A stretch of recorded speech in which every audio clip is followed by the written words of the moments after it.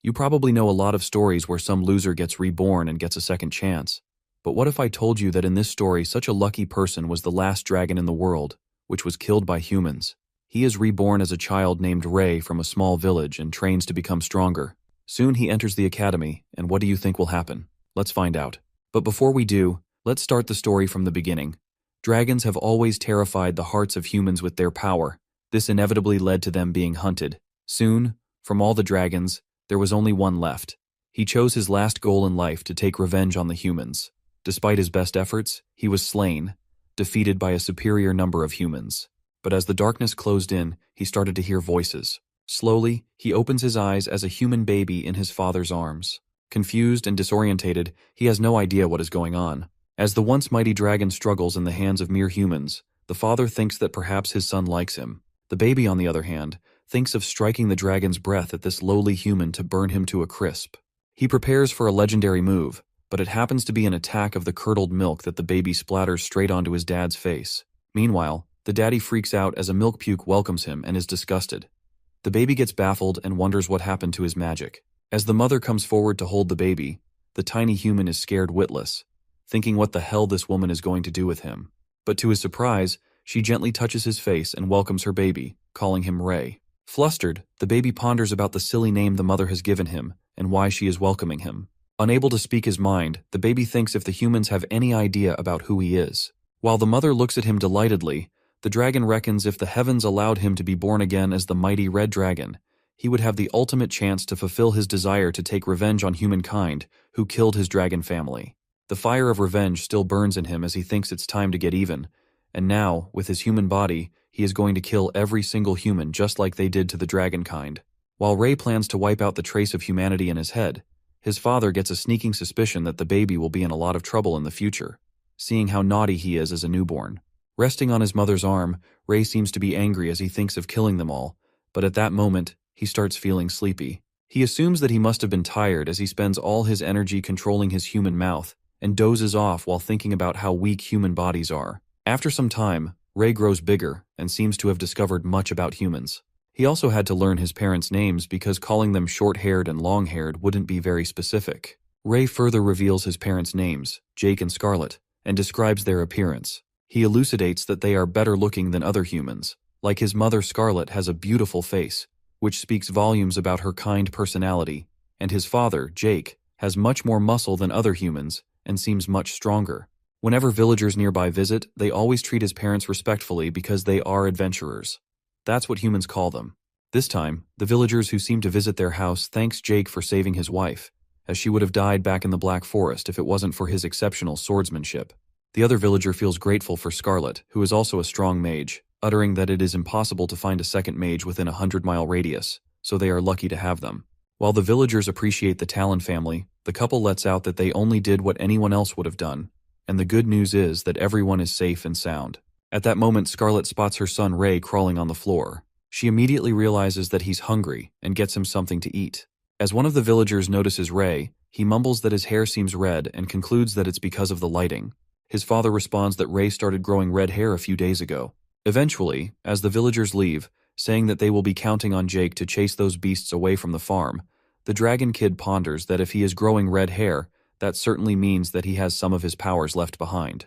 The villagers walk outside the house and start gossiping about the Talon family, thinking they are cursed. They assume that it's not impossible because not everyone can become an adventurer, and nobody knows the danger they encountered while fighting the monsters. Feeling joyed, Ray contemplates that the people seem terrified of his red hair, inferring that they are already intimidated by his grand presence.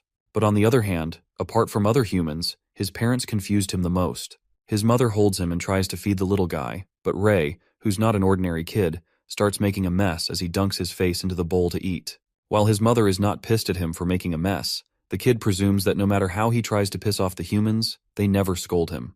The little guy even peed into his dad's mouth as he slept, but instead of getting mad every time, they just smiled at him happily. After Ray pees into his dad's mouth, Jake seems to be proud of his son, thinking that he's a genius for knowing how to pee by himself. After being treated that way and living with the humans, Ray concludes that if hell existed, this would be it. It is revealed to us that adventurers are rare in this world, and Ray's mother was a mage, which is even more unique. The Dragon Kid contemplates that if, in the future, he gets hold of the strongest magic in the world, which is his dragon powers, his revenge will become easier. As time passes, Ray gets 2 years old. Upon hitting this age, every child gets the chance to join the mage evaluation, and this is the day that Ray gets to see if he has mana energy. While Jake waves them goodbye and wishes them luck, Ray clings to his mother's arms, and they leave in the horse cart.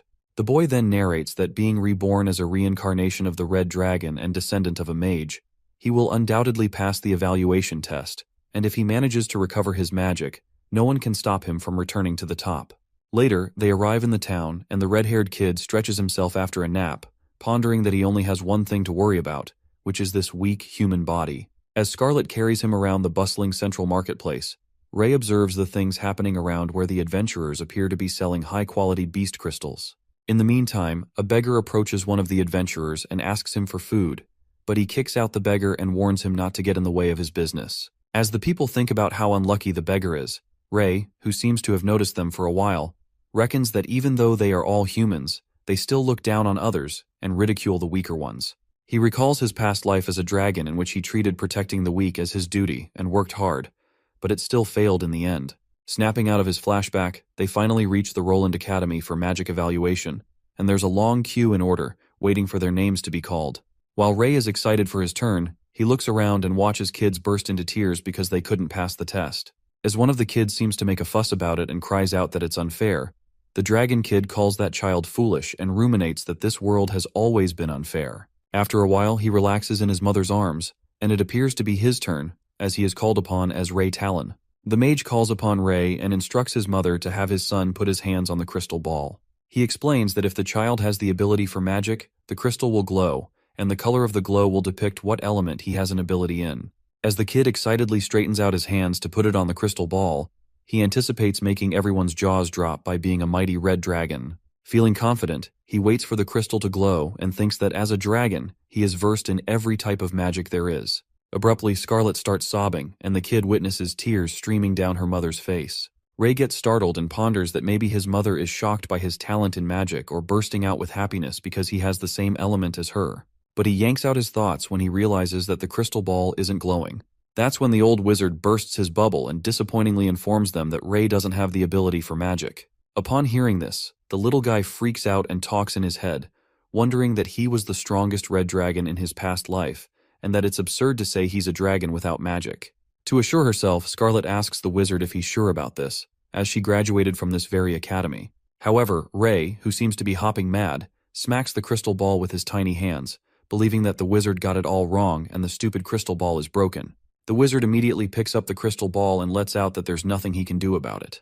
But it seems like the old man hurt the dragon's pride, as the angry boy spits out his pacifier and wonders if the wizard knows that he's the ruler of the magic. Our boy gets mad and tugs at the old man's long beard and pulls his mustache out of frustration, assuming the wizard is lying and trying to hide his ability from his mother to trick them. As Scarlet freaks out and tries to stop her son, Ray becomes a maniac and keeps yanking his beard. The little guy then contemplates that he knows all about magic, and being a dragon, there's no way he does not have an aptitude for magic, adding that it's an absolute joke to think that the legendary dragon would not know magic after reincarnation. On their way back home in the cart, Ray presumes that heaven is punishing him for killing many humans, but is baffled as he wonders what's the point of being reincarnated when he was going to be punished after all. But then, something flickers in his mind as he seems to grasp the situation.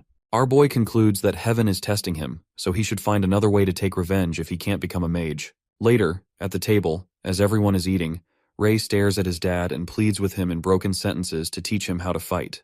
As Jake wonders if he wants to learn swordsmanship from him, our boy anticipates that even though he cannot learn magic, he can still be a swordsman and achieve his dream of taking revenge on humankind. The next scene takes us to Jake, who seems to be teaching swordsmanship to his son Ray, who has grown a bit bigger.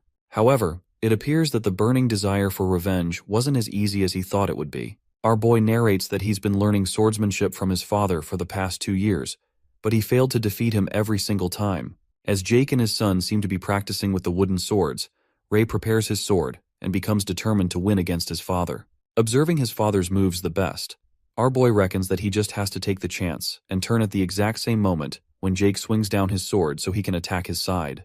At that moment, he tries to take the chance and execute his planned move. Unfortunately, Ray fails to do so as his legs entangle and his father's wooden sword strikes straight at his head. Getting smacked once again, Ray wonders why it always ends this way, assuming that his body can't keep up with his brain and that these clumsy limbs keep dragging him down. Later, poor little fella lying on the bed finally awakes as he blacked out after the bang on his head, and Jake lets out a little laugh.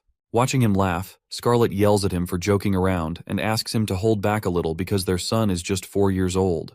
Revealing that the night trials are approaching soon, his father mumbles that he won't be able to pass if he keeps practicing this way. But Scarlet, who seems angry, says that he's pushing Ray too hard and affirms that he doesn't need to follow in their footsteps, as there are many good jobs out there besides being an adventurer. But Mr. Talon assures his wife that he's not pushing him, and Ray seems clumsy because of his young age, as he doesn't have enough control over his body yet. He adds that they have an entire year left, and they have to believe that their son can enter the Avrian Knight Academy. Upon hearing this, our boy reckons he still has a year left till the night trials and doubts whether he can do it. Speculating that he's a reincarnation of a red dragon so he wouldn't be as weak as a human, Ray gets high-spirited and assures his parents that he can do it, uttering that he will be the strongest person anyone has ever seen. To take their practice to the next level, Jake gives his son a present, and it turns out to be a real sword from which they will practice from now on. While our guy is astonished to hold a real sword in his hands that seems too big to handle, Jake claims that this sword will help him raise his control quicker and whispers in his ear about another gift he has for him. As our boy speculates why his father is being so mysterious, they reach the storage room and to his surprise, he is welcomed by a magic puppet. While Ray contemplates what this might be for, his father warns him not to underestimate it as this puppet is powered by magic, and students of Avrian Academy use it to train their apprentices. However, he suspiciously looks at the puppet and wonders if what his father is saying is true. After that, Jake challenges his son to try attacking the puppet, and he confidently accepts the challenge. After warming his wrist up, Ray strikes the sword towards the puppet with full strength, and it activates to level 1. But, as soon as the sword hits the puppet's shield, it strikes back in a flash and makes Ray's sword fly away. As level 1 terminates, the little guy is left disappointed as he gets defeated. Watching his son getting disgruntled, Jake appeases him and lets out that even if he manages to win against the first level, he will be able to pass the night trial exam, adding that he used many of his connections to get this puppet. Upon hearing this, Ray gets as excited as ever and thinks about winning the trial in no time. It appears that our boy is determined to win this time and tumbles on the ground after being completely worn out as he seems to be practicing hard. Ray lets out a deep sigh as his movements fail to follow up with his brain and gets annoyed by his weak human body. He further ruminates if he keeps progressing like this, he won't even be able to beat the puppet, let alone take his revenge. Suddenly, a voice echoes from behind and questions why he wants to defeat a puppet, making our boy startled as he prepares to swing his sword. Speculating where the voice came from, he catches a glimpse of a girl who sneaks up on him and gets flustered. The blonde-haired girl apologizes to Ray, saying that she didn't mean to startle him and introduces herself as Amy. Revealing that she lives in the village, the girl lets out that Ray caught her eye as she saw him out in the mountains at this time, and so she decided to remind him to leave the mountains before sundown. Getting a little nervous, he asks her if this place is dangerous, and Amy starts to yap about how this place is fine by the morning, but since this place is too close to the forest, the magic beasts may appear after sundown. While Ray finds this information interesting and is surprised by how much she knows, Amy tells him that she harvests fruits and vegetables, so she's quite familiar with this place. She then offers him to trudge down the mountain together since it's going to get dark soon, to which our boy immediately agrees to. As they exchange their names, it turns out that Amy already knows his name because he's famous in his village. Not surprised to hear that, Ray is taken aback by his thoughts as he knows the reason for being well known in the village. It is revealed to us that many people admire the Talon family, especially Jake, and often talk to him when he's out for a walk in the village. However, as he wanders in the village along with his red-haired son Ray, some people gossip about his son, claiming that he's cursed and thinks that the curse might be contagious. It appears that no human has ever grown red hair in this village besides Jake's son. Hearing the harsh words, Ray ponders that people respect his parents, but they have an unfounded fear towards him, and for that reason, he became a foreign entity in his village who was liked by no one. Getting reminded of his past life as a dragon, he then wonders if it's because of the adults who always use stories of vicious and horrifying red dragons to scare children. Red is a color signifying strength, but according to them, it's evil in human society. He reflects upon this irony of how greedy humans were the ones who took down their race, but it's always the dragon kind, the ones that are written off as evil in stories. Justifying their revenge, Ray exclaims that they did that only to protect themselves, but humans saw this as the proof of their supposed brutality. While our guy is zoned out by these thoughts about how disgusting humans are, He is interrupted by Amy, who asks him what he's thinking about. After that, Ray snaps out of his thoughts and follows her down the mountain. Amy starts conversing about how she's kept seeing him around the mountain lately and questions him if he's practicing. As our boy tells her that he wants to become a swordsman, she thinks that it's cool since Ray's father is the only swordsman in the village. She then asks him if he's going to join the Knight Academy, and our boy nods to her. Continuing the chatter, Amy reveals how her brother is going to take the exam too, since he's really strong, and claims no one in the village can beat him, but he's jealous of Ray since his dad teaches him, while normal folks don't have a chance to learn swordsmanship. As Ray asks her if she has a brother, the blonde-haired girl gets excited and implores him if he wants to be friends with her brother, so then they will be able to practice with each other. At that moment, they both get interrupted by the sound of footsteps, and it turns out it's Gary, Amy's brother, who rudely orders our red-haired boy to leave his sister alone. Seeing her brother, Amy blocks Ray's side in a protective way and justifies to her brother that he hasn't done anything to her. Gary steps forwards and interrogates his sister about being together with the red-haired boy, and further reminds her that he's cursed and it's contagious. He then touches her hair to make sure her hair hasn't turned red due to the curse. While she gets annoyed by her brother's rude behavior, two boys who are with Gary walk towards Ray and humiliate him for walking with Amy, calling him shameless. The two of them bully the red-haired guy and mock him by saying that his parents would have a hard time raising a cursing child like him. They warn Ray to move away from the village with his family, mumbling that they're common people, so they don't want to be involved with the curse. One of them adds that these high and mighty adventures have no reason to sympathize with the lowly civilians. As soon as they utter these words, Ray clenches his fist out of anger and lands a powerful punch in the bully's face. Done being silent, he aims to punch Gary, but one of his punks comes forward and takes the hit. But with his punch being so forceful, he also blows Gary away. While our boy makes it clear that he just wants to beat the one who insulted his parents, Gary calls him out as Ray Talon, asserting that he knows both his parents are adventurers and his father is a swordsman.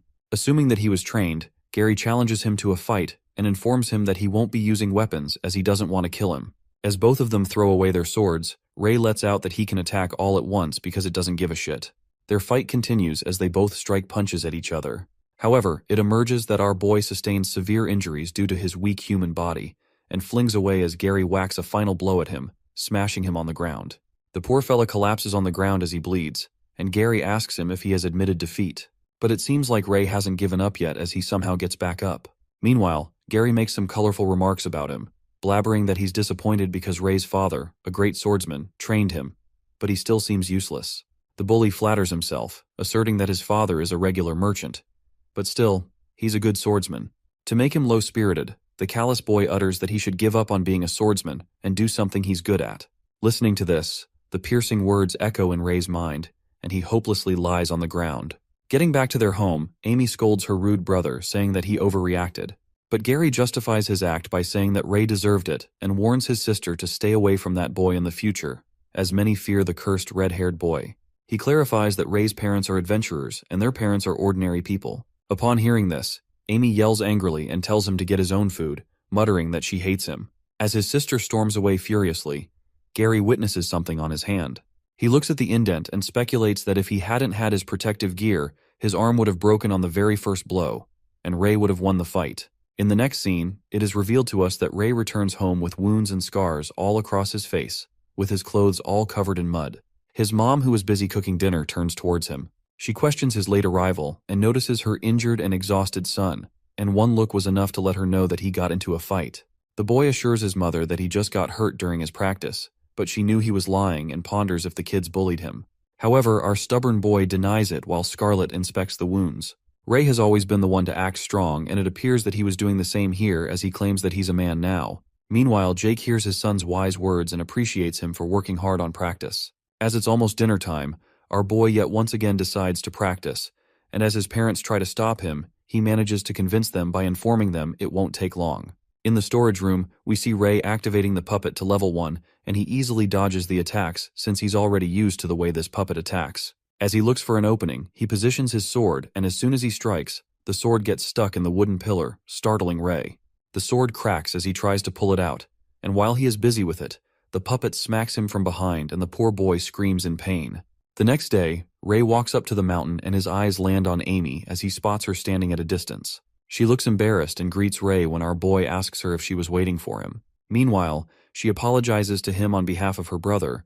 Ray assures her that it wasn't her fault, and takes the blame on himself while admitting he just wasn't strong enough. Amy, being a soft-hearted girl she is, tears up while our red-haired boy seems to be done with how troublesome breed humans are. He tries to comfort the girl while thinking that he should learn to socialize. After that, he grabs an apple from Amy's basket to let her know that he accepts her apology, and she tells him not to worry, because Gary won't trouble him anymore. From that day onwards, the blonde-haired girl begins to show up at the same place every day, and soon enough our boy gets used to having Amy by his side. In the next scene, we see the Talon family residence entrance surrounded by armored soldiers along with horses. Jake and Scarlet appear to be having a conversation with the head, who informs them about the nearby villages that have been attacked by an anonymous thing. Upon hearing this, Jake gets furious over the news, and it is further revealed that there aren't any clear witnesses, but there have already been victims that have been infected, and those people are too disoriented right now to tell anyone what happened. For that reason, the head decides to reach out to the adventurers. Scarlet, who seems to be worried, is a bit confused about those things appearing where humans do because they don't usually do that. She finds the situation abnormal and insists on going along with her husband.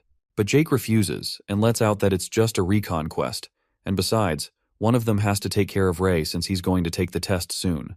While Scarlet doesn't seem satisfied, Jake comforts her by letting her know that he will be back before she knows it. She finally understands and instructs her husband to be careful. In the next scene, Ray appears to be panting as he tries to catch breath while practicing. He still isn't convinced with his moves as he is unable to coordinate his human body well. He looks behind, and the sight of Amy, who seems to be reading a book, makes his heart rate increase. As soon as he realizes it, he smacks himself in the face to snap out of it. After that, he walks towards the blonde-haired girl and informs her to stop here today since it's almost time to go home. Meanwhile, Amy, who was so invested in her book, doesn't realize how late it got, and they both trudge down the mountain. On the way, Ray questions her if she gets bullied in the village because of him, since people always say that he's cursed because of his red hair. Listening to this, the girl tells him all about what her friends said about Ray, and lets out that it's their problem if they think like that, because according to her opinion, she thinks red hair looks cool rather than scary. She then calls out his name and acknowledges him as a special person regardless of his red hair, and finishes off by telling him to be himself. The last sentence makes him realize something, and he gets a flashback of what Gary said to him about doing something he's good at. He smiles after realizing it and excitedly thanks Amy before waving her goodbye. As soon as he gets home, he goes to the storage room and activates the puppet to level 1. He positions himself as he places his hands on the wooden floor while he holds the sword in his mouth. Being himself, our boy starts moving like that. He's more agile and moves with all his limbs, making his movements quicker. After spotting an opening, he strikes the sword with full strength, and just like that, he passes level 1. He gets so pumped on his success, but he decides to test his limits, although he'd be able to pass the Knight Academy exam since he's passed level 1 and activates level 2. It seems to be early in the morning where we see Jake getting ready to leave for the quest. Ray, who just woke up, watches his dad getting ready to leave and wonders where he is going. His dad apologizes to him and informs him that he will be leaving the home for a while, but he will be back home by the time he takes the test. Jake advises his son to practice on the puppet as much as he can while he's not around. He brightly smiles towards Ray and believes that he can beat the puppet. As the red-haired boy was about to let his dad know about his little victory, the people who are waiting for Jake outside his house call him out to leave for the mission. As he leaves, Jake tells his wife to take care of herself and lets her know that he will miss her. Meanwhile, Ray stands there and smiles as he ponders that it's all right since he just defeated a puppet and it's not a big deal. He decides to surprise Pops with a big shock once he comes back home and leaves to practice on the mountains. On his way, he wonders how Jake is going to react when he sees him win. He thinks it will be interesting to see his dad's reaction, and realizes that it is all thanks to the tip Amy gave him that he found a way to solve his issues. While our boy seems excited and feels grateful, he notices that he's becoming more like a human. Ray reminds himself that humans are terrible, but his parents and Amy are exceptions, so he won't take revenge on them. As he continues climbing up the mountain, he wonders if Amy is not coming today. But then he comes to realize that he's being so impatient for her. He pretends not to care and assures himself that now no one can disturb his training. Our guy reminds himself that he's a mighty red dragon, so he can't let himself be corroded by his human emotions. In the next scene, it appears that Ray has fallen asleep and is snoring when he suddenly opens his eyes. Ray wakes up realizing that it's late and he's going to get nagged if he doesn't get home soon. While running down the mountain, he presumes that he hasn't thanked Amy and decides to thank her tomorrow. Upon returning to the village, as it was already getting dark, he witnesses people gathered around and discussing about searching up in the west. It turns out to be Gary and Amy's father who interrogates the blacksmith who claims to have seen the kids. The blacksmith reveals that those 4 kids came to buy new weapons in his shop this morning, and he heard the blonde-haired boy telling the others that they were going to the forest to hunt magic beasts, while Amy and Gary's parents are left in absolute fright as they are scared to lose their kids. The mother of the other two kids, Bob and Cale, grabs the blacksmith by his clothes and blames him for letting the kids go to the forest on their own. Freaked out, the poor guy tries to calm down the lady and explains that he didn't know they were going to go into the forest for real. After that, the father of the two blonde-haired kids instructs the blacksmith to call the guards to search together with them, since it's too dangerous in the forest at night. While the old guy does what he's ordered to do, the red-haired boy who was walking to his house wonders about Gary's little gang that went missing. He thinks that it's karma that they got what's coming for them. He wonders if they got killed by the magic beasts, so it would be less of a chore for him, and remains unbothered until he remembers Amy. Trying hard not to think about the girl, Ray tries to shrug it off while he recalls how she treated him pretty decently, and he doesn't want to take revenge on her, but she has a foolish brother. On the other hand, the people collect torches and materials to leave for the forest. As our boy decides to walk away, as he ponders how short human lifespans are, and it's just a matter of time before they get killed. But at that moment, a glimpse of Amy appears in his mind. He reminds himself that he has his own path to walk on, and wonders what's this feeling that's making him rethink his decision. Without another thought, he turns around and believes that Amy is innocent, and he still hasn't thanked her for defeating the puppet yet. The scene switches to the forest, where we see two of the magic beasts bruised badly, whereas Kaylee and Bob are lying unconscious on the grass. Gary tries to protect his sister from the magic beast as she sobs out of fear. He instructs Amy not to move and prepares to fight the beast with the sword in his hand. Ray runs towards the forest, and as he sniffs, he recognizes the smell of blood. Just as he thought that Amy was in danger, he finds a dead young demonic wolf and inspects the incision from a blade on its stomach, which was still warm. As this gives him an idea that they are nearby, he gets confused because the footsteps and markings around there are all mixed up. Baffled, he thinks of which he should go, and that's when he hears a scream. It seems to be Amy's scream. Fighting the beast, Gary is thrown onto a tree by an adult demonic wolf and falls on the ground. Meanwhile, the demonic wolf approaches to attack Amy, who covers her head and closes her eyes, hoping someone would come to help. Just then, she hears the sound of a blade striking and opens her eyes only to witness Ray fighting the wolf and hitting the sword in the wolf's mouth. While he checks on Amy to see if she's all right, but Gary and the others are not in good condition. At that moment, the girl alerts Ray to watch out, but it gets too late, therefore the wolf scratches his arm. Witnessing the boy getting hurt, Amy gets terrified as she yells out his name, but Ray assures her that he's all right and won't die that easily. With that, he decides to lure the wolf away from Amy and jumps onto a tree branch. But he immediately falls off as the wolf bites the tree branch. Worried, our boy thinks that this body is far too weak and he won't be able to hold up with an adult wolf. It appears that Ray is struggling to fight the adult wolf on his own and realizes that his speed is nothing and he can't lure him away at all. In the past, the demonic wolf was nothing for him, but now he can't even manage to injure it.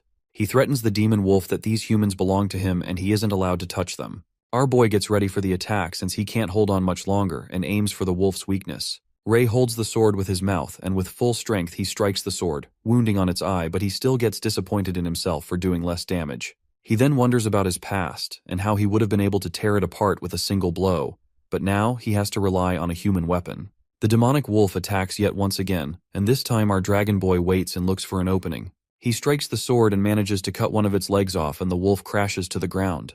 Just when Ray diverts his attention to Amy, the wolf attacks out of nowhere, and our boy dodges the sneak attack.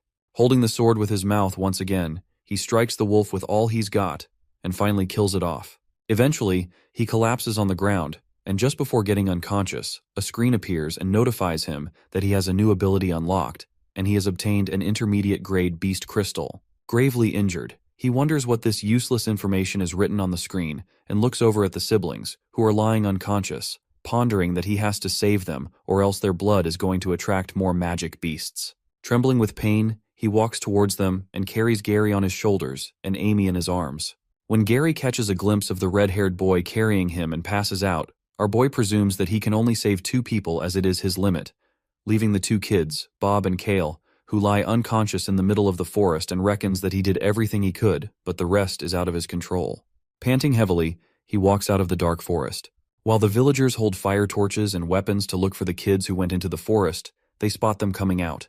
As they quickly inform the kids' parents, one of the villagers recognizes that it's the red-haired boy from Talon's family. Ray, whose blood keeps dripping along the way, immediately asks the villagers to help Gary and Amy, who are blacked out at the moment, and tells them that they might need healing.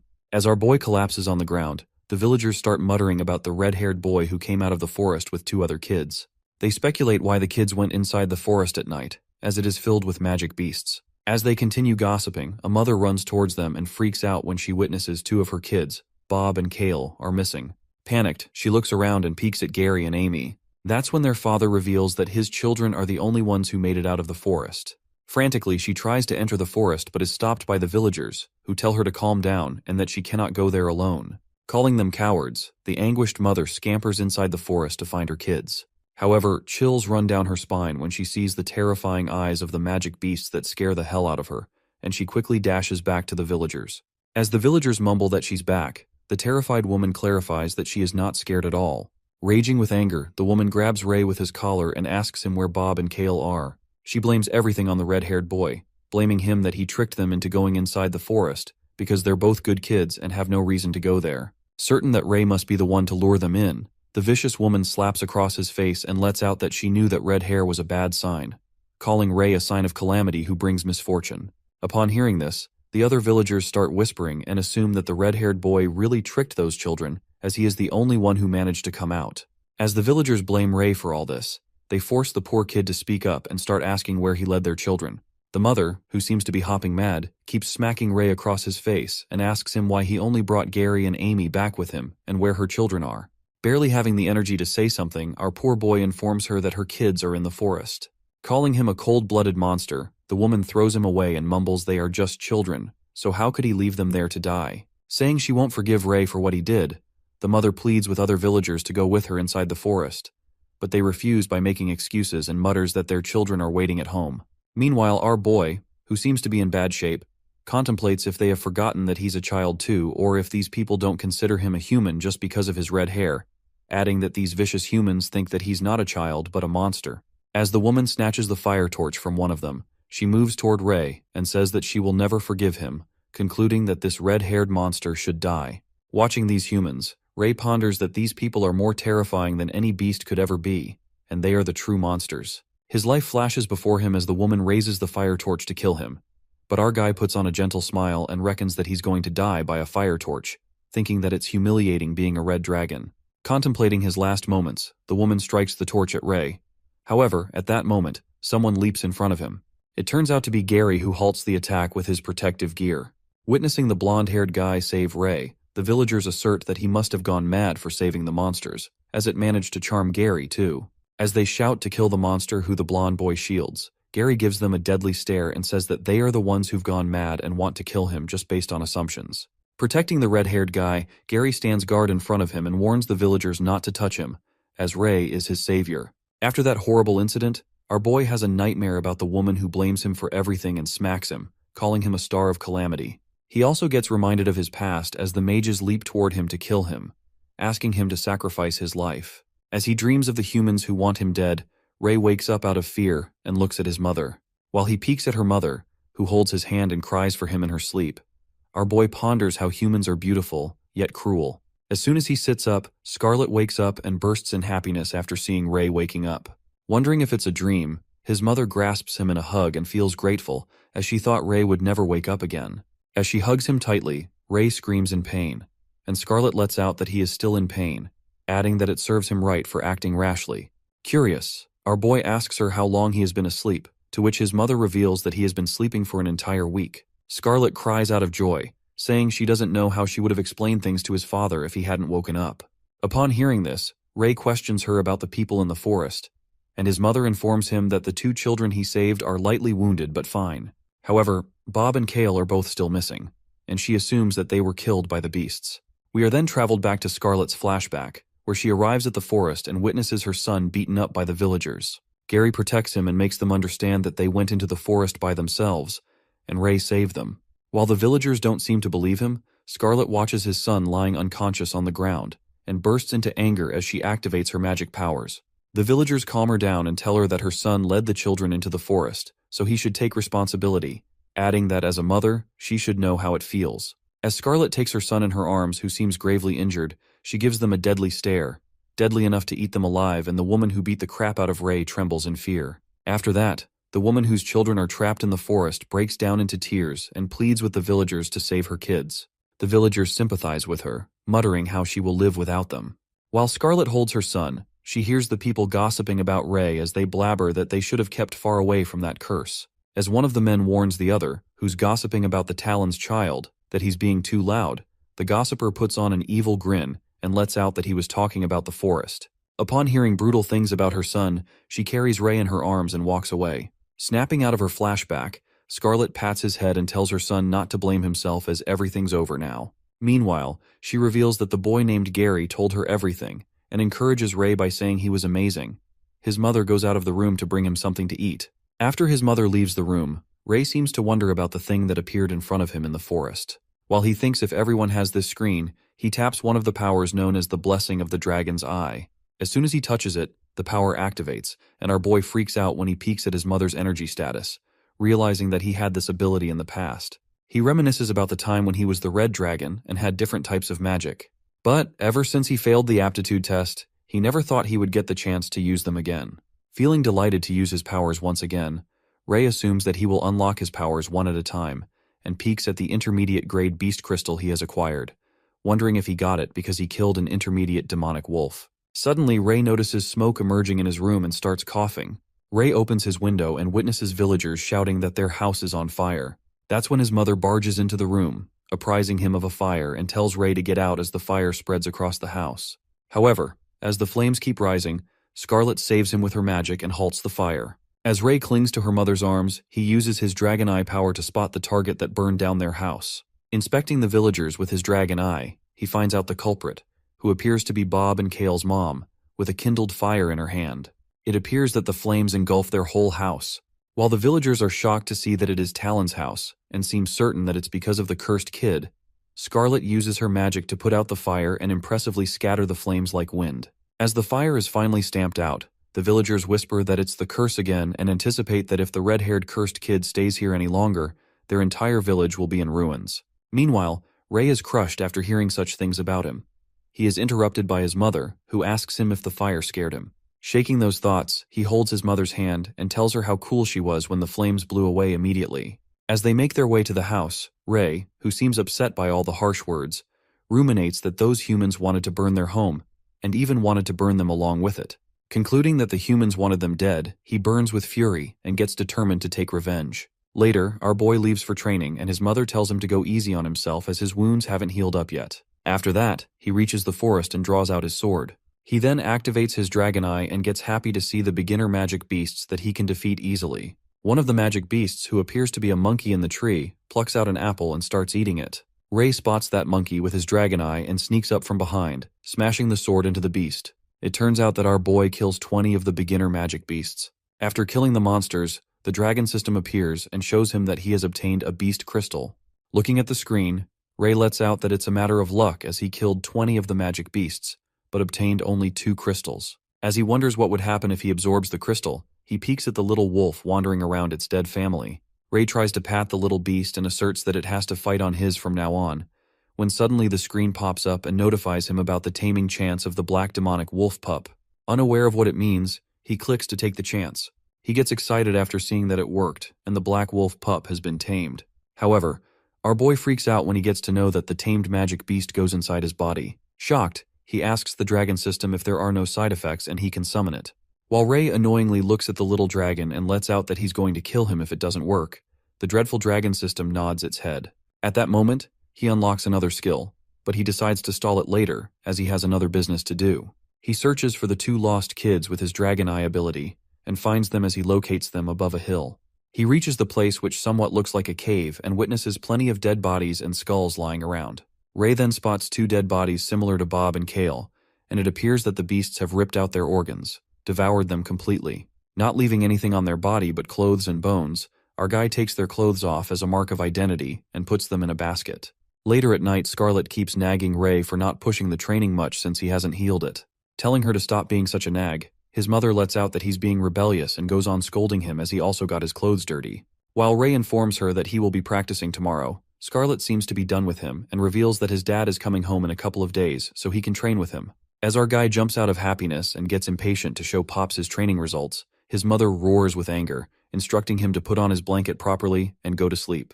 Frightening the life out of him, he gets to know that instinctual fear from the human bloodline is real. After that, at midnight, Ray opens his eyes and lies awake. He goes into the storage room and picks up the bucket of clothes he fetched from the forest and another bucket full of blood. On the other hand, someone knocks at Bob and Kale's house, and the mother descends down the stairs, wondering who it could be at such a time. As she opens the door, hoping to see her children, and calls out their names to see if they have returned. However, her eyes land on something lying in front of the house, and she recognizes at once that it's her son Kale's clothes. The woman picks up the clothes and notices footprints that seem to be taking her somewhere. To find her kids, she follows the footsteps and shouts that she's coming to get them. However, the footprints lead her deep into the forest. Realizing that it's too dark, she holds her lantern and decides not to go any further in the forest. That's when she spots her son Bob's clothes hanging on the tree and calls out their names as she runs to find them. Panicked, as the woman comes near the tree where Ray seems to be hiding, he lets go of the rope, and a bucket full of blood drops right onto her. Drenched in blood, the woman shouts madly and asks who did this. That's when our guy jumps off the tree and reveals himself. Uttering that she knew it would be the cursed red-haired monster, the mother bursts into anger and asks him to give her children back, calling him the bringer of misfortune. Standing in the forest, they are surrounded by the dangerous magic beasts. While Ray stands in the dark, unaffected by the monsters, he steps back, and the woman is snared by the forest beasts. As he keeps stepping back with a deadly serious expression on his face, he watches the women getting annihilated by the beasts as the blood splatters all over the place. The next day, in the town, the people gossip about the curse being real and decide not to get on the bad side of the Talon family. Ray, with his training sword, appears from behind and stares murderously at the villagers as they gossip. Scared for their lives, the villagers try their best to act nice and greet him with a good morning, telling him that he works hard at training. While the villagers take a sigh of relief as he leaves, our boy speculates that there are new rumors about him, and this time, he likes them. Upon reaching home, Ray notices many horses outside his house and gets pumped up, thinking that his father is home. However, as he enters the house, he witnesses his mother crying. Thinking that something has happened to his father, he runs to her and asks his mother what's wrong. Sobbing, Scarlet informs Ray that his dad is sick but will recover soon. Watching his father gravely ill, he activates his dragon eye and reckons that he has never seen any living being have such a high status, even when he was a dragon. Suddenly, Jake tries to speak something and mumbles that the shadows will kill everyone. That's when the mages reveal that Jake was inflicted with a plague of shadows and was attacked by a shadow beast while trying to protect a villager during their quest. Upon hearing this, our boy presumes that he has seen anything like that before. He is left baffled as he wonders when these beasts appeared and what happened to the world after he died as a red dragon. While his mother thanks the mages for bringing Jake back home, the mage apologizes as they couldn't protect him. Ray peeks at the dragon system and reckons that maybe he will be able to help his father with a spell. After that, Ray thinks about one of the high-tier spells he used to know which had the ability to dispel all forms of curses and black magic. But he's unaware of how to unlock that spell again, and wonders if he were to unlock that spell as a reward for killing magic beasts, then it would most probably be a high-ranked magic beast. He learns the fact that he's weak right now and can't take on a magic beast. The red-haired boy then turns towards his mother and questions her if he joins the Avrian Knight Academy, will he be able to get stronger. Scarlet, who seems to be crying, lets him know that this is the place where his father studied in the past, so he will become a strong warrior just like him. Upon hearing this, our boy gets all enthusiastic and decides to ace the test and become a student of Avrian Academy to find a way to save Jake. His mother with a heavy heart hugs him and confesses that she believes in him so he can do this. In the next scene, we see what appears to be a church where we see the people wearing hooded cloaks who seem to be priests. Among the priests, the Master Elder informs others that the prophecy has been foretold and a great change will befall this world. While the others wonder what change could it be, the prophecy turns out to be about Ray, as Master Elder wonders whether the boy will bring redemption or calamity. The future is yet to be determined. Just after that, the Elder orders to notify the knights to find the boy as soon as possible, so that if he brings redemption, they shall lead his way, but if he brings calamity, they should destroy him. The next scene takes us to the examination day of Avrian Knight Academy, where everyone is excitedly lined up as they look forward to seeing the knights. As the knights arrive, everyone cheers on them, and they see Knight Delbert, who is very charming, and people are gossiping about how he's just as the rumors said. The girls go crazy over him and find him handsome as they only get to see the knights once a year and it's on the examination day. With more cheers and applause, the knights reach the place where the competition will take place, and Winford introduces himself as the Knight of Avrian Academy and welcomes the kids. After introducing the well-known Sir Delbert and Sir Bernardo, Winford announces that they will act as proctors of the examination and makes it clear that if they want to join the academy, then they gotta show their best skills. After the sword puppet is placed into position, Winford orders the candidates to step up one by one. Just then, the first test begins and a kid comes up. He underestimates the wooden puppet and confidently walks up to defeat it with pure strength while his parents cheer for him. Just as he attacks the puppet, he smashes away as the puppet smacks him hard, and the boy fails the test in less than a second. The parents who were cheering for their son a few minutes ago grow hushed as they are unable to process the shock. While the second candidate gets called upon, Ray seems to be immersed in his thoughts about how Jake told him exactly how the puppet works, and he has to defeat level 1 wooden puppet. The red-haired boy looks up at the puppet, noticing how it doesn't move but the speed at which it defends and counterattacks is on par with adults. But our guy yanks out his thoughts as he is interrupted by the voices of Delbert and Winford. It turns out that he's able to hear their conversation from a far distance, which is probably because of obtaining more beast crystals that his senses are becoming sharper. The knights seem to be chattering about how it is a waste of time to come here, but they have to follow the orders of the elder. Knight Delbers utters his opinion that the knight should come from noble blood, as he doesn't understand why they're wasting time on these filthy commoners. Listening to this, Winford, who seems like a nicer guy than Delbert, thinks that he's being harsh and has said a bit too much. Delbert, who is already fed up, gets more disheartened when there is not a single successful candidate after several rounds. Just then, Gary shows up and passes the examination test as he flashes a smile to everyone. As Sir Bernardo announces his success, the villagers begin to gossip about how he has potential in him. Meanwhile, Ray gets embarrassed on Gary's behalf, thinking, what the hell is he doing? Our boy becomes the center of attention as he's the next candidate to step up on the stage. Winford and Delbert both divert their attention towards Ray, knowing that he's the child their elder was talking about. On the other hand, the villagers start to gossip about how he's the cursed child and think what happened to Jake is because of his curse. They think that his hair is red as blood and it's terrifying to them. The villagers continue to blabber, muttering that Ray is a monster who can only bring misfortune and can't become a knight, and think it's a joke. But our guy doesn't seem to give a shit about it and takes his hood off as he moves up to the stage. At that moment, Bernardo informs the candidate to be prepared as the test starts in a minute. That's when Delbert approaches Bernardo and confesses that he doesn't believe in prophecies, as according to him, if the prophecies are true, then the red hair would be able to pass the test at any cost. To test that boy, the knight activates the level 3 of the puppet while Bernardo objects. With a whirl, the puppet starts moving with a lightning speed and moves towards Ray. To alert Ray, Bernardo and Winford yell at him to move out the way or he can get killed, but before he could say anything more, in a flash, Ray slashes the puppet's head off with his sword. As it happens, a deafening silence takes over the place while the wooden puppet head falls on the ground, making the knight's jaw drop. While Bernardo seems to be stunned to speak, Winford proudly tells him to announce the results. The knight then congratulates the candidate upon passing the test, while Scarlet gets proud of his son, and Gary appears to be in disbelief. After passing the test, Ray leaves the village along with the knights and wishes his dad goodbye, who lies unconscious. He assures his pops not to worry and promises to find a way to heal his dad. As he looks at his dad, Ray gets emotional, and that's when Scarlet arrives. She seems to have something in her hands, and it turns out to be a pendant. His mother makes Ray wear it as it was passed down in her family with hope to bring him good luck. After that, he informs his mother that he's leaving and asks her to take care of herself. Scarlet seems to be worried about him and instructs Ray to take care of himself, assuring him that she's here for him if he ever feels troubled. Our boy reassures his mother and declares that he's a man now. Just then he leaves while Scarlet sheds tears. As he arrives at the place, he is asked to be seated in the cart with the other boy waiting for him inside.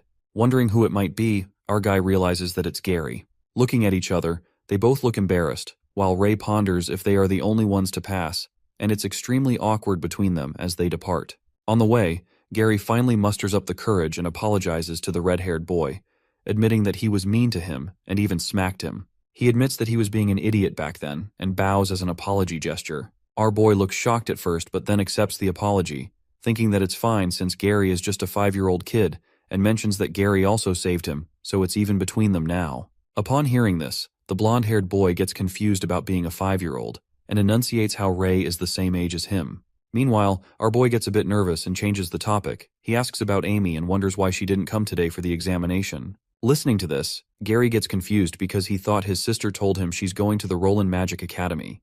It seems that Ray hears this name for the first time and wonders why Amy didn't tell him that she had the aptitude for magic. While they're on their way to the Knight Academy, suddenly they hear one of the knights shout to stop the cart, and it halts. Both of them peek outside from the curtains and witness dense fog, wondering what's going on. Winford calls out that they're the knights from the Avrian Academy and orders them to tell them who they are at once. A girl emerges from the fog who appears to be in bad condition, and she calls out for help. introducing herself as Anne Woodwork, an adventurer from the Traceless Guild. While Bernardo asks her the matter, the girl collapses in his arms. To their surprise, she informs the knight that her team was attacked by shadow beasts. Upon hearing this, Bernardo gets baffled and wonders why the shadow beasts would appear here when they didn't even come across a single magic beast on their way here. While Delbert, being overconfident, thinks it's probably because they know how strong they are, Winford informs the girl that they're heading to Rennie, so if that's on the way, they can take her. As Anne thanks the knight and agrees with him, Gary wonders why they're headed to Rennie instead of the Knight Academy. Delbert, standing there, hears him and responds to the blonde-haired guy not to be stupid because there's no use sending kids to the front line. Meanwhile, they both get baffled as they wonder what he meant by the front line. Knight Delbert explains that the Avrian Knight Academy is placed at the border, so it may be attacked at any moment. That's when Winford interrupts that they need to train for a decade in Rennie until they grasp the basics of battle before continuing their studies in the Avrian Knight Academy.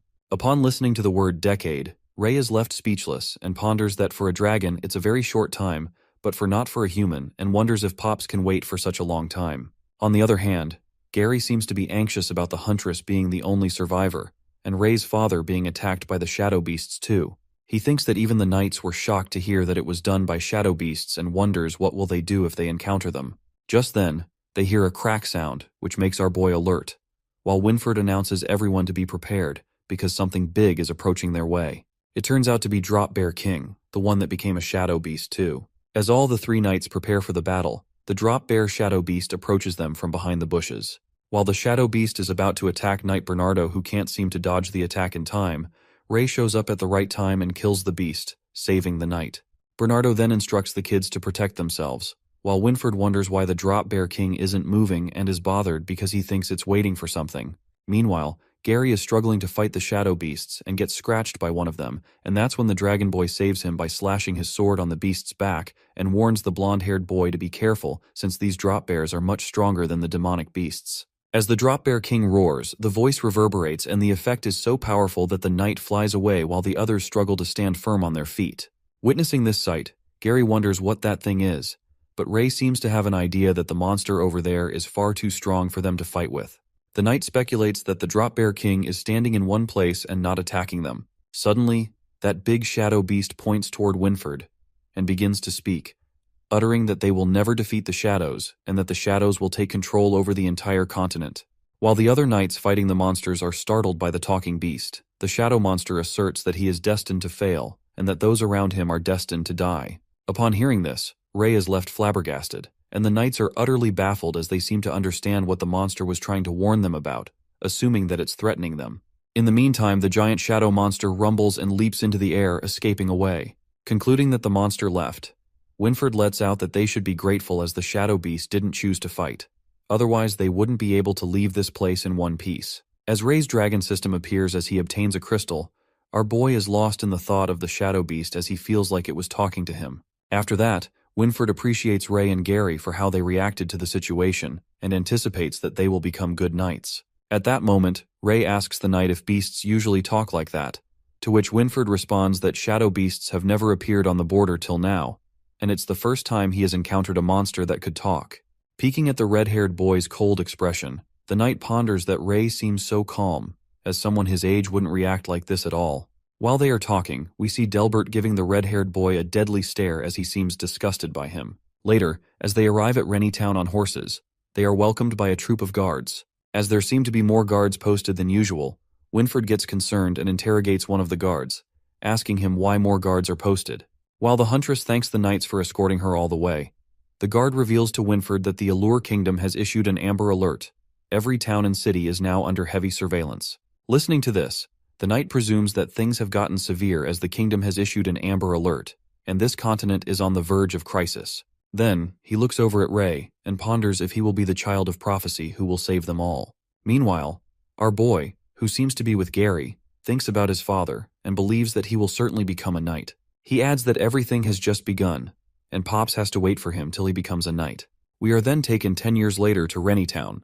As the class seems to be going on at the academy, the professor questions the students about what the command over another ability is called when most knights don't know how to use magic. Gary, who is also in the class, raises his hand and responds that knights use chi. After practicing it, they will be able to enhance their bodies and senses. He adds that some practitioners of Qi can even break through the limits of the human body for a short time.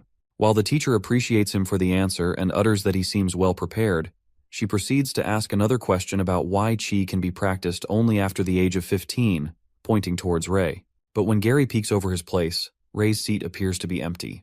While our boy is out somewhere bunking the class, Gary nervously informs his teacher that he went to the restroom. Moving on, the teacher then asks a girl, Sylvia, who appears to be a beautiful girl with silver hair, and she answers, responding that practicing Qi can put the body under an extreme amount of pressure. The internal organs of a human finish developing after the age of 15, so practicing it after this age minimizes any damage that may be taken to the body. As the teacher reminds students to keep everything in their mind they've learned, Sylvia stares at Ray's empty seat. The scene then flips to Black Demonic Wolf, who was tamed by Ray a long time ago. While the demonic wolf fights with another magic boar beast and slashes it, Ray earns a beast crystal as a reward. Our boy absorbs the power of the beginner-grade crystal beast and pats the black wolf for his good work. Thinking that he hunted enough beasts for the day, Ray decides to head back in before someone lashes out at him for staying out of the class.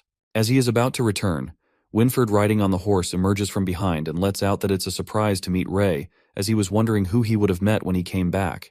Looking at the beast he'd killed, the knight appreciates him and wonders how he's able to pass that heavy guard. As they stride together, Winford tells him that he's grown a lot taller since he last met him, and Ray compliments him back, mumbling that he hasn't changed at all in the past 10 years, and gets curious about his age. Telling him that it's a secret, Winford informs that he heard Ray's instructor say that he slips out of classes and hunts magical beasts, adding that he has gotten quite the haul after hunting. Upon hearing this, Ray reveals that it's all thanks to the Amber Alert, which was recently called off, so he's not having a hard time slipping out. Laid back, our guy tells the knight that he enjoys moving around here more than sitting in that classroom. Watching Ray be so reckless, Winford says that he should be lucky not to go any further because if the guards on the outer lines had caught him wandering, they wouldn't have held back. At that moment, the knight is reminded of something and informs Ray that he stopped by his house. He informs the boy of his father's condition, asserting that Jake's condition hasn't worsened since Ray's mother is taking good care of him. Winford pats his shoulder and delivers the message that his mother had sent for Ray, who wanted to tell him that he should not worry about his father too much. Looking upset, our boy thanks him and contemplates how he continued his training in the past decade and went the extra mile to train hard. However, he failed to unlock new abilities, and nothing has changed in the past years, concluding that he has no clue what to do about his father's condition. That's when Winford cheers him up, tapping on his shoulder, and grips him tightly close to him, making our boy flustered. Walking towards the town, the knight tells Ray to buck up as they are going to head out for Avrian Academy tomorrow, and expresses his excitement to see other kids there. Later, at the Rennie town entrance, we see the instructor shouting at the guard for letting his student go outside. The guard tries to explain that he had no reason to stop the student from going after the Amber Alert was released, adding that he wouldn't go much further. In the meantime, Winford and Ray walk into the hall, and they witness Alan, the instructor, grab the guard by the collar and make it clear that the red-haired boy is special, so they need to know where he is at all times. As Winford calls out his name, Alan, who already seems annoyed about Ray's absence, turns back and notices his special student alongside the knight. Testing his last nerve, Alan's blood begins to boil and he lashes out at our boy. He bursts out of anger and lets out that he warned Ray not to leave his line of sight, but still, he slipped out of the academy without permission, and how many times it has been this month, calling him an idiot. While our poor fella is freaked out, Winford nods from behind and thinks it serves him right as he has it coming. As the angry instructor smacks Ray's head, our boy mutters that it's been a month since the alert lifted, so he can do whatever he wants, adding that Mr. Allen is too much of a stick in the mud. Meanwhile, Ray hides behind Winford as he gets a nice beating from Alan. Our boy lets out that he will be leaving soon anyway, and after that, his instructor will be free as a bird. Pissed off, Alan clarifies that as long as Ray is his student, he isn't allowed to skip class, while Winford tries to stop them as they continue to bicker. After that, we are taken to Rennie Town Square, where the head instructs the students to gather at once, as they seem to be calling an emergency meeting. As they all gather, Ray returns with a bump on his head, and Gary asks him how he came earlier, assuming he got caught this time.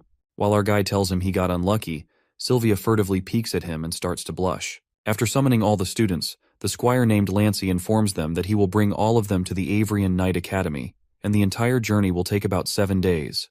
Looking drop-dead serious, Lancey warns the students if they don't want to get in trouble, they will have to listen to his orders. Later, the guard asks Winford if the path to the academy has been decided. As the knight notifies him that they will go past the swamp, the guard panics and lets out that it's too early for the children to go through that tough path. Upon hearing this, Winford looks over at all the students and asserts that they are bound to face some challenges to become knights, adding that they are not the only ones who are getting tested. The next morning, all the students prepare to go to the Avrian Knight Academy as they depart from the Rennie Town gates in the carriages. While Ray seems to be snoring, a bald red-headed boy named Kyle wonders why they didn't use teleporters as they can get to the academy immediately if they use it, and some other boy lets out that they would have spared the trouble if they teleported there. Upon hearing such blabbering, a boy named Dan responds to him that it is because the Avrian Knight Academy doesn't have a teleporter, calling him an idiot.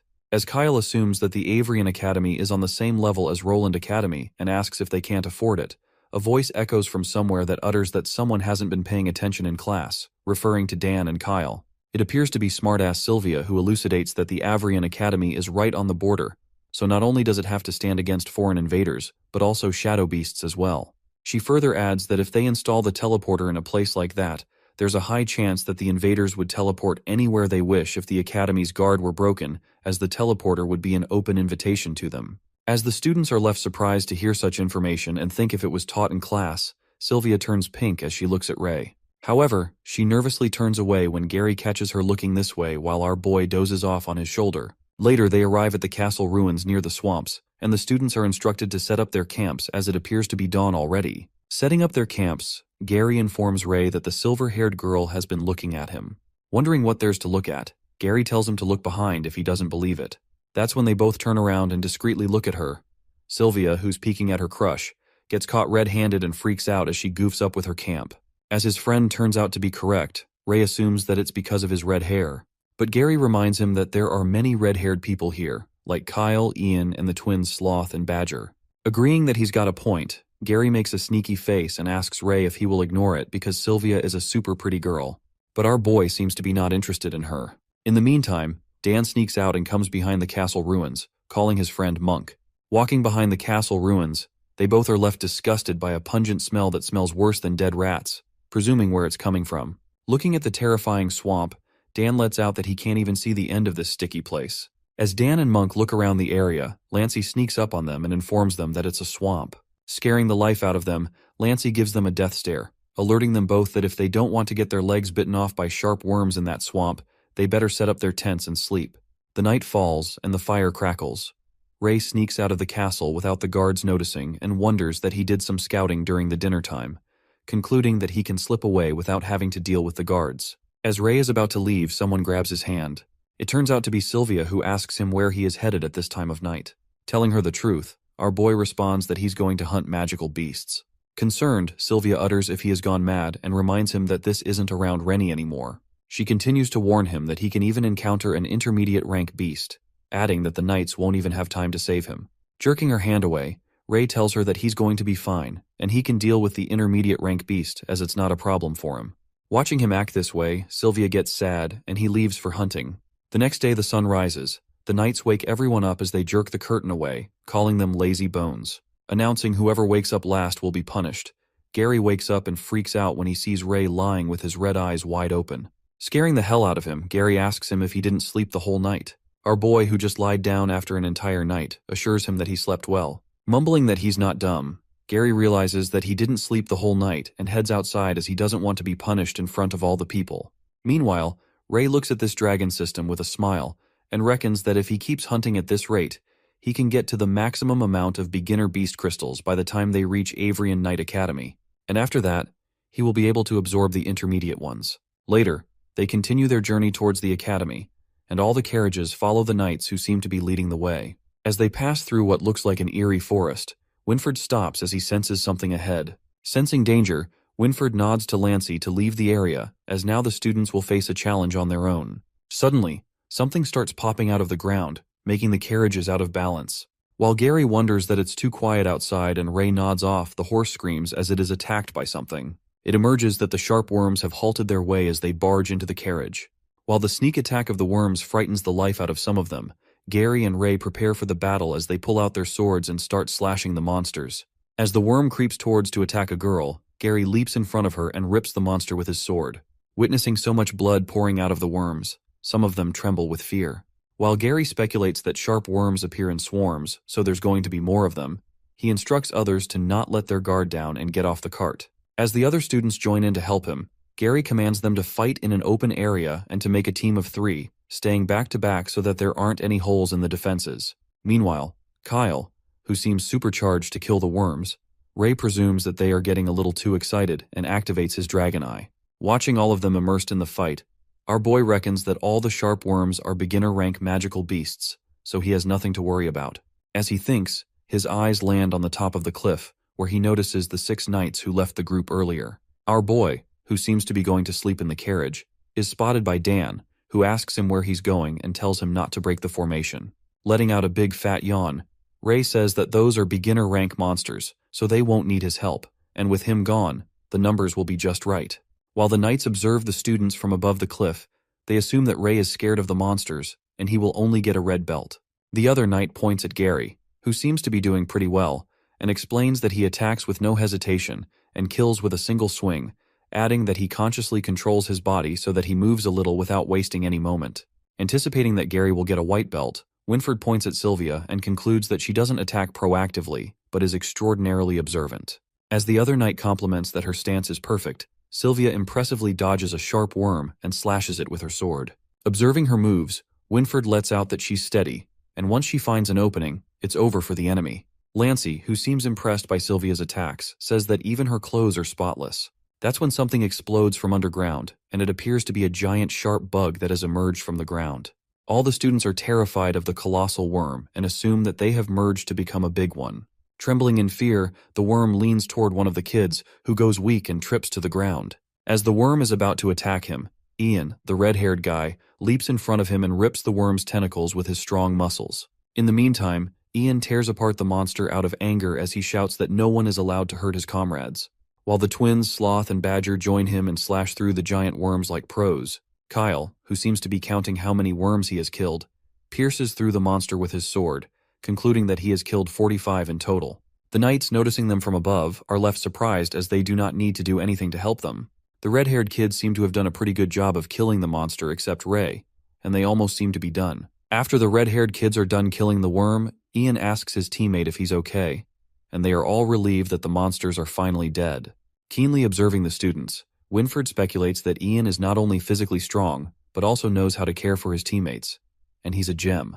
On the other hand, there's Ray, who's dozing off on the carriage and doesn't care about anything. After that, they all get inside the carriage, and Gary asks Ray why he didn't join them in the battle. He informs him that it's dangerous here, and if anything happened, no one would have been able to save him. Stretching himself, our guy tells him he was too sleepy and the knights were watching over them anyway. While Gary admits that he's a lone wolf now, Winfred is baffled and reckons who the child of prophecy will be. After that, as they continue their journey to the academy, Kyle is proud of himself for killing the monsters, and Dan appreciates his good job. Assuming that they will become actual knights before they know it, Dan dreams of getting a white belt if they are lucky. Shocked, Gary, who doesn't seem to know what a white belt is, asks him about it. That's when Dan reveals that all the knights are ranked differently, and the ones following them are the white tassel protectors, who are high-ranked knights. He adds that these knights have gotten white belts at one point, which means that their skills have been recognized through tests and trials. Dan then discloses that there are green and black belts that symbolize different skills. However, the red belt depicts the lowest-ranked knight. Upon hearing this new information, our boy gets wide awake when Dan lets out that the red belt is given to those who don't do well in the tests. He further elucidates that knights who get the white belts will be given personal instructors along with other rewards and resources. Meanwhile, red belts aren't as lucky because they will get basic training, but no one will pay attention to them. They can do whatever they want, and since the academy has given up on them, they can wander off anywhere. However, Ray is delighted to hear about the red belt and presumes he can do whatever he wants once he gets one. This means he will have all the time in the world to hunt magic beasts, and he will acquire higher-ranked beast crystals and abilities rapidly. High-spirited, he clenches his fist and believes he needs to do his best to get that red belt. The next scene takes us to the Avrian Knight Academy, where the students finally arrive after a long journey. The sight of the academy hooks the students. Getting out of the carriage, Gary thinks it's cool, while our boy is left stunned to see a vast, beautiful place. The Avrian Knight Academy appears to be a huge castle with colossal gates. The students are left in awe, as the place turns out to be just like they thought it would be. They mumble that this academy is a city with only knights living there. Amazed by the mana crystals placed throughout the academy, the students reveal that Avrian's energy source comes from mana crystals, and not a single torch is used for lightning. Thinking that the academy is too luxurious, Gary lets out that it's two different worlds from the village grew up in. In the meantime, Lancey orders Gary and Kyle to follow him closely if they don't want to get lost, adding that they will get the chance to wander the place. Lancey the squire shows them around the academy as they walk through the armory. Reaching the library, Lancey instructs them to shut their mouth and keep quiet when they are in the library. While some of the girls peeks at Sir Lancey and think about how handsome he is, Dan asks him if the librarians are knights too. The knight utters that all the graduates of the Avrian Knight Academy need to volunteer in the city for 2 years. Then they are allowed to either stay or leave. Before they head to the dorm, Lancey shows them the last point of their tour, which somewhat looks like a cemetery. That's when Lancey unveils that this place holds the remains of the knights that have fought or died for the Allure Kingdom. He adds that he has come here to remind the students that war has never ended, and they have to remember that as knights their first duty is to protect their home. While the students chant they will fight to protect their home, Ray quivers with anger and reckons how dare these humans use the bodies of dragons as materials to make their armors and weapons. At that moment, Sivlia raises her hand and asks the knight about the sculptures and who they were made after. Lancey responds that these sculptures were made after the founders of Avrian Knight Academy, known as the legendary Dragon Knights. As the students start to chatter and ask questions about the Dragon Knights, Lancey informs them that they will know when they will study the Academy's history. While the students head back to their dorms, Ray loses his cool and Gary calls him out. Activating his dragon eye, Ray witnesses a tomb below the graveyard and senses something is alive down in the tomb. As they walk towards the dorms, Gary wonders who they will be living with and hopes they live with easygoing people. Meanwhile, Ray, who seems to be zoned out by his thoughts about that thing alive in that tomb, speculates that it was not a magical beast's energy, but something really strange. But his moment of contemplation is interrupted by Gary, who asks him if he even listened to what he said. Ray responds to him and says that he was talking about roommates, and at that moment they arrive at their dorm.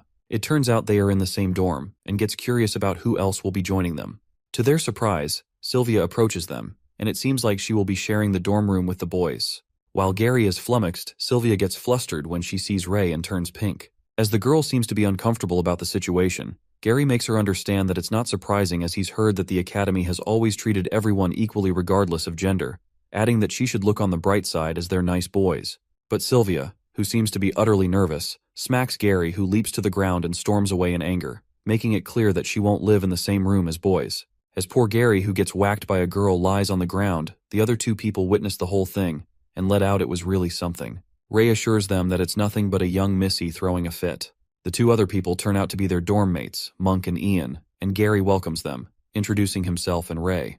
Peeking at Ian's red hair, our boy presumes that he has red hair too, while Gary looks at the dorm mate list and concludes that 2 more roommates will join them, Dan and Marcia Woodwork. In the meantime, Sylvia seems to be trudging down the stairs and moves towards her room full of boys. She gives the boys a terrifying stare and warns them not to enter the room as she is going to change clothes.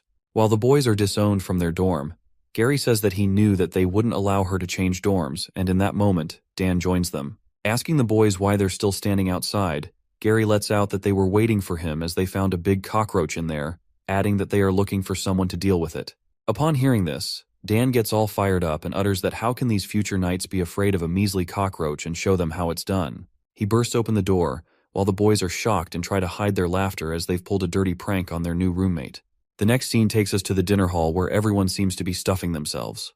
Dan, who got tricked by his roommates, asks them if it was fun as now he has pissed off that girl and she can even try to kill him in his sleep, calling her a walking bucket of gunpowder. While Dan has a slap printed on his face, Gary lets out that it would be nice since many people don't even get the chance to talk to her.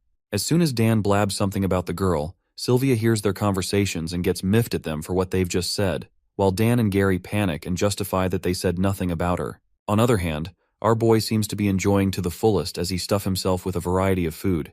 Sylvia looks at them and mumbles how they can be eating right now as she gets anxious about being tested soon. As our boy is only focused on eating, Gary assumes that she's talking about the test for the night belts and asks her what this has to do with eating. While they eat like pigs, Ray utters that it's all for free and Sylvia looks so done with them both, saying that there's no saving them.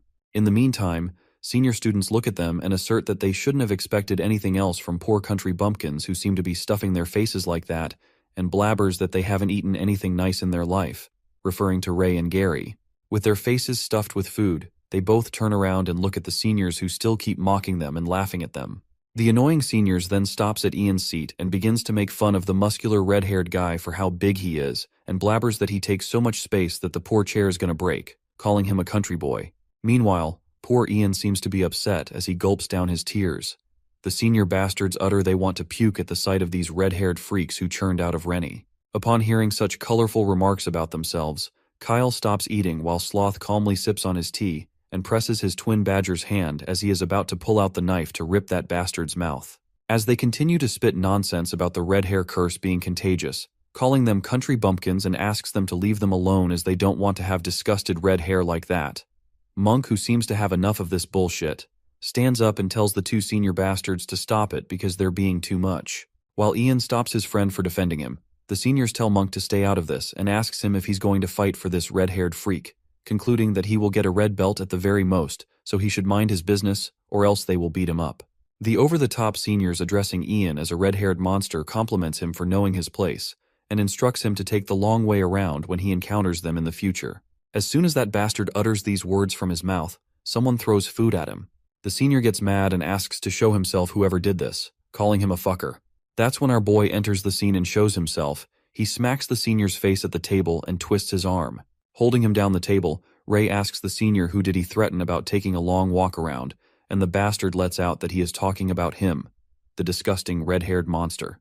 The ruckus at the dinner table grabs the knight's attention as the kids inform them of the guy who's gone crazy at the table. Meanwhile, Ray, who seems to be raging with anger, beats the crap out of that blabbermouth, and Ian stops him and assures that they didn't hurt him. Urging him not to make a ruckus as the knights are watching, Gary tries to stop him and Sylvia informs him of the tests that are to be held soon, so it will affect his first impression. Our boy doesn't let go of the senior and holds him tight as he twists his arm. The students call Sir Knight and complain to him about the red-haired guy acting violently toward another student. At that moment, Sir Lancey enters the chaos and commands Ray to release the boy. While the senior screams out of pain and calls out for Sir Knight to save him, Ray, who squeezes his arm harder. As Lancey again commands Ray Talon to stop, our guy confesses to Ian that this is something he learned growing up, that when someone wants to take advantage of him or treats him like shit, it's important to show them the consequences of their actions. It seems like Ray has broken his arm, and the students are left in shock at the scary sight of the red-haired guy. Finally releasing the boy, our boy points at the senior and tells Ian that people only learn when they teach them a lesson. On the other hand, Lancey, their supervisor, glances furiously and asks Ray why he didn't listen to his orders. With a sneaky smirk, our guy apologizes to him and responds that he thought out of all people his teacher would understand what it would be like to hear problems that only he wants to hear, just like him. Without a flinch, Ray holds Gary's hand and says to continue eating because they don't want their appetite to be affected by those pieces of trash. Meanwhile, Knight Lancey is pissed off at Ray's bold move. The whispers begin to initiate about the seniors starting the fight first, and adds that they've always been bullying people, so it was about time that they got humbled and got their butt handed to those red-haired fellows. After that, the three commanders arrive at the academy, and the students assume they are preparing for the test. Winford commands everyone to keep quiet as he welcomes the head of their academy, the 6 elders. The 6 heads of the academy emerge in the hall, wearing cloaks and hiding their faces with masks. Watching the heads, the students start to get nervous and wonder if this test is that much of a big deal as they've heard of the 6 elders watching the test before. As Ray witnesses the 6 elders as their footsteps rumble, he ponders if these 6 people are way too strong, just like the humans who killed him and his dragon kind. While he snaps out of it, Winford continues to elucidate that these 6 elders as witnesses will be testing their new knights-to-be, and according to the test results, they will be given belts of different color that showcases their abilities. He adds that if the students don't do well, they will get a red belt, which means more like they've failed in a sense. But Winford encourages the students with a pleasant smile and urges them that even if they get a red belt, they will still have a chance to stand where he stands today. Stirring up their spirits, Winford utters that every single one of them standing has shown their talent from the day they were picked at the age of 5. He motivates them not to give up as their future training will help them hone the talents they have. Our boy peeks at Winford and ruminates that he's encouraging and positive as ever, and gets a little anxious as he thinks how would he react when he sees him get the red belt. Later, Winford finishes up his speech and leaves the rest to Lancey. While Lancey assures him that he will do his best in the duties, he looks over at Ray and gives him a deathly glare. In the next scene, Lancey announces the trials with 5 different stages as they will be testing different aspects of the knight's overall ability, including Stone of Power, Blazing Inferno, Undetected Passage, Eye on Precision, and Will of Truth. In the first stage, the Stone of Power, Lancey explains to the students that they just need to push the big rock, and once it reaches the goal position, they will be done with this stage. Everyone has 2 chances, and if they fail their first try, they can use the pair of magic gloves on their second try. It will increase their strength and aid in passing this stage. Although using it will also affect their evaluation, so they have to keep that in mind. Gary whispers to Ray that the test looks pretty easy, and the red-haired boy thinks it's a piece of cake for him. But our boy mumbles that he thinks someone doesn't want him to pass the test, which leaves Gary to wonder what he means. At that moment, Lancey makes an announcement just before the test begins, asserting that as the proctor of this test, he rejects Ray Talon's participation. Meanwhile, Ray doesn't seem to be affected by this and confidently crosses his hands over his chest. Gary and Sylvia protest that it's not fair and speculate why Ray isn't allowed to be tested. Just then, Lancey lets everyone know that it's just to warn all the knights-to-be that they must follow any orders given to them by their superiors.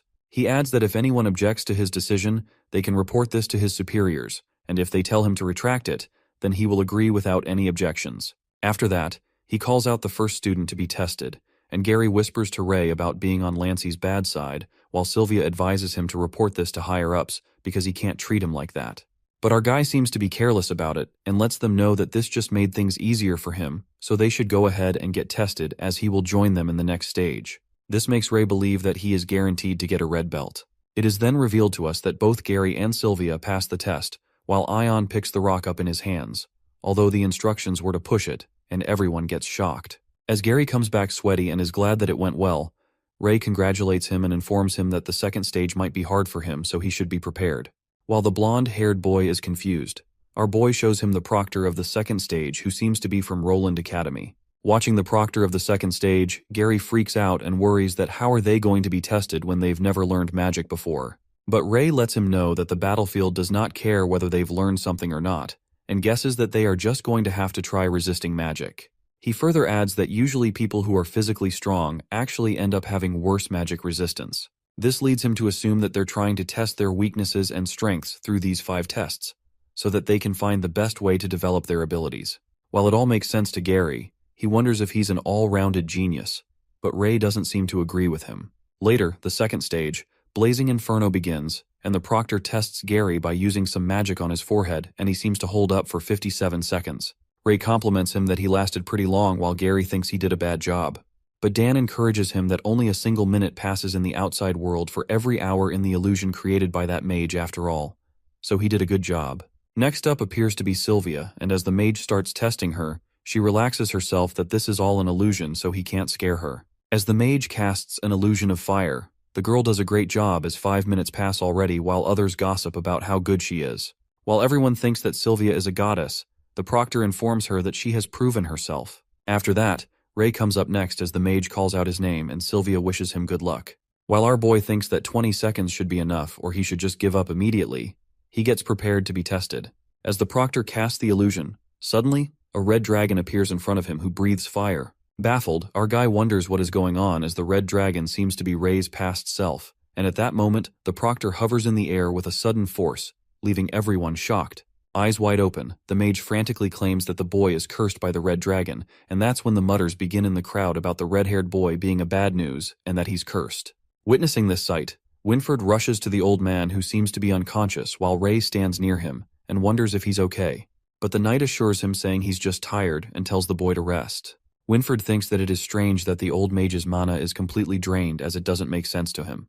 In the next scene, it seems that the elders are investigating about the strange incident that took place with Winford, who notifies them that it's just a mana disorder caused by using too much mana, and the mage will be able to recover after some rest.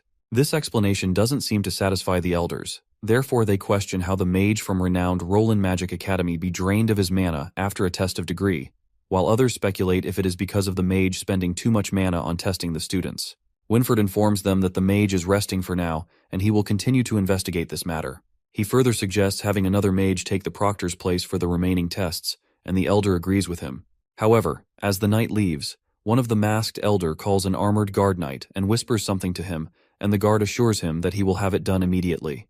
The elder then looks at Ray Talon from afar, who seems to be walking towards his friends. After that incident, Ray asks about the mana disorder, and Sylvia explains to him that it's when a mage doesn't have any mana left, but forcefully casts a magic spell so it ends up backfiring on the mage's body. While our boy gets the point, Gary seems to find his friend unlucky thinking and lets out that geniuses always have it hard. As they both joke around, The silver-haired girl seems to be a bit skeptical about the situation, and reckons that it's strange that a mage from Roland Magic Academy would make such a basic mistake, and continues to wonder about the curse that he mentioned. Just then, they hear a rumbling sound and the ground starts to shake. Assuming that it's an earthquake, suddenly the trees begin to appear everywhere, which leads everyone to think that it's magic. While the entire testing area is now filled with trees, Gary seems to be clueless of what's going on when Sylvia reveals that someone is casting a spell. That's when a proctor shows himself and announces that their third stage of the test is starting now. As everyone is taken aback by the situation, the proctor instructs the students to follow him and replicate his movements the best they can. Just then the third stage begins. Gary seems to be in disbelief about the test starting now. At that moment, the proctor starts to move already with an impressive speed and the students follow him. While poor Dan, who's still in denial, cries out about his classmates being this fast, Gary challenges his friend that he will not lose to him today, and Sylvia follows behind him, leaving him behind as no one is going to wait for him. On the other hand, the instructor ruminates that he's probably going too hard on those kids, and maybe he should wait, but as he looks behind, he's shocked to see the kids catching up to him. The proctor seems to be impressed while Gary informs his classmate Monk that they're about to catch up to him since he's been ahead from the start. The proctor seems to have underestimated the kids and realizes that there's no need to take it easy, challenging the kids to catch up if they can. Meanwhile, the kids follow the proctor. Ray admits that he's not good at this because he used to move with all his 4 limbs. He then witnesses the arrows coming in their direction and alerts everyone. It turns out to be another proctor who shoots arrows at them. The girl proctor lets out that the third stage proctor didn't have to hold back that much since there are too many kids, but he assures her that kids are pretty good and she'll see. The girl proctor then orders the kids to keep following him, or else they lose him, reminding everyone to grab a bow. As they all wonder about the bow, they come to realize that they're being tested for the 4th stage as well. While Gary wonders if they're testing them on the accuracy with their bow, Sylvia agrees with him, and they all move ahead. The proctor of the 4th stage announces that the targets have been set up in the forest ahead, and they will pass after hitting 3 targets under her interference. That's when the 4th stage, Eyes of Precision, commences, and our guy thinks he's fine with getting a red belt, but he doesn't want to come in last either. Therefore, he decides to show off a little as he activates his dragon eye. As soon as he activates it, in a flash, an arrow with magic moves towards Gary's direction and Ray immediately senses it, pushing his friend out the way. Ray realizes that he can't dodge the attack in time, but luckily another arrow hits the one that was attacking them. Our boy senses danger and ponders that this arrow is too strong for a single test, as it was a close shot. Just then, one of their classmates, Marcia, saves them and questions them if they're okay, while Gary thanks her and compliments her that she's good. Marcia mumbles that she is glad that she was close to them, or else she isn't quite sure if she could have done it. After that, Ray senses more arrows coming and warns everyone to be careful. All of them dodge the attack. Meanwhile, our boy grasps the situation and senses that something isn't right, because the arrows that came at them were enveloped in chi and are completely different from the arrows the proctor has shot at them. He realizes that someone wants to kill them, or maybe wants to kill him only. Suddenly, another arrow is shot in the student's direction, but Ray watches it and aims his arrow to halt the attack. On the other hand, the 4th stage proctor also senses danger, while our guy, who's just about to release the arrow, breaks his bow into pieces, leaving his classmates stunned. Feeling that something isn't right, the proctor tries to follow the imposter after she releases an all-out attack, but is shocked at the speed and the fact that the imposter was able to dodge her attack without leaving behind a single trace. She wonders who in the world wants to attack their students and tosses the arrow out of the tree. The proctor then assures the students that her arrow accidentally went astray and instructs them to continue the test. Ray realizes that the proctor clearly didn't shoot the arrow and that she's just trying to reassure them. While all the students continue their test, our boy speculates if someone dangerous has managed to sneak in here. Upon finishing their tests, they find Monk along with the 3rd stage proctor waiting for them, while Gary and Ray inform Sylvia about the incident that took place that shocks her that something like that happened, suggesting they should report this to the Knights. But Ray thinks it's better not to tell them, and Gary agrees with him because the proctor just now didn't tell them the truth, and while she could have been trying to reassure them, she might have been trying to hide something too. Gary further lets out that if someone is really trying to cause them harm, then that person must be someone who could enter the venue, which means the person that attacked them could itself be a proctor or a knight. Hearing this, Sylvia seems quite worried about this matter and asks the boys about what they are planning to do now. Ray informs her that they will wait for things, although he gets curious about that bastard who was trying to kill them. It appears that the intruder tries to scamper away after throwing away his bow, but is caught red-handed by a girl proctor who orders him to stop right there. As the intruder stands still, the proctor aims the arrow at him and asks him why he attacked the new students. Threatening the guy with the arrow, she makes it clear not to make movements as she can kill him at any moment. However, the intruder puts his hands on the sword, but the proctor threatens him not to move as she can shoot him down on the spot. The guy glares at her, and at that moment they start attacking each other. The next scene then takes us to the fifth and final stage, Will of Truth, to test the students' willpower and their QI manipulation. Holding the sword, Delbert informs everyone that the sword is made from an ultra beast crystal from a firebird, and it releases flames when they hold. He further reveals that the kids may not have learned how to use QI yet, but they can try controlling it with their willpower by concentrating their spirit. He then calls the students, and the first one appears to be Ion, the red-haired masculine boy. As Ion comes on the stage looking anxious, he holds the sword and a big flame appears out of the sword, turning his face black. As Lancey is startled by the sight, he calls on the next student. The scene then flips to Elder Gibby, who seems to be having a conversation with the intruder guy.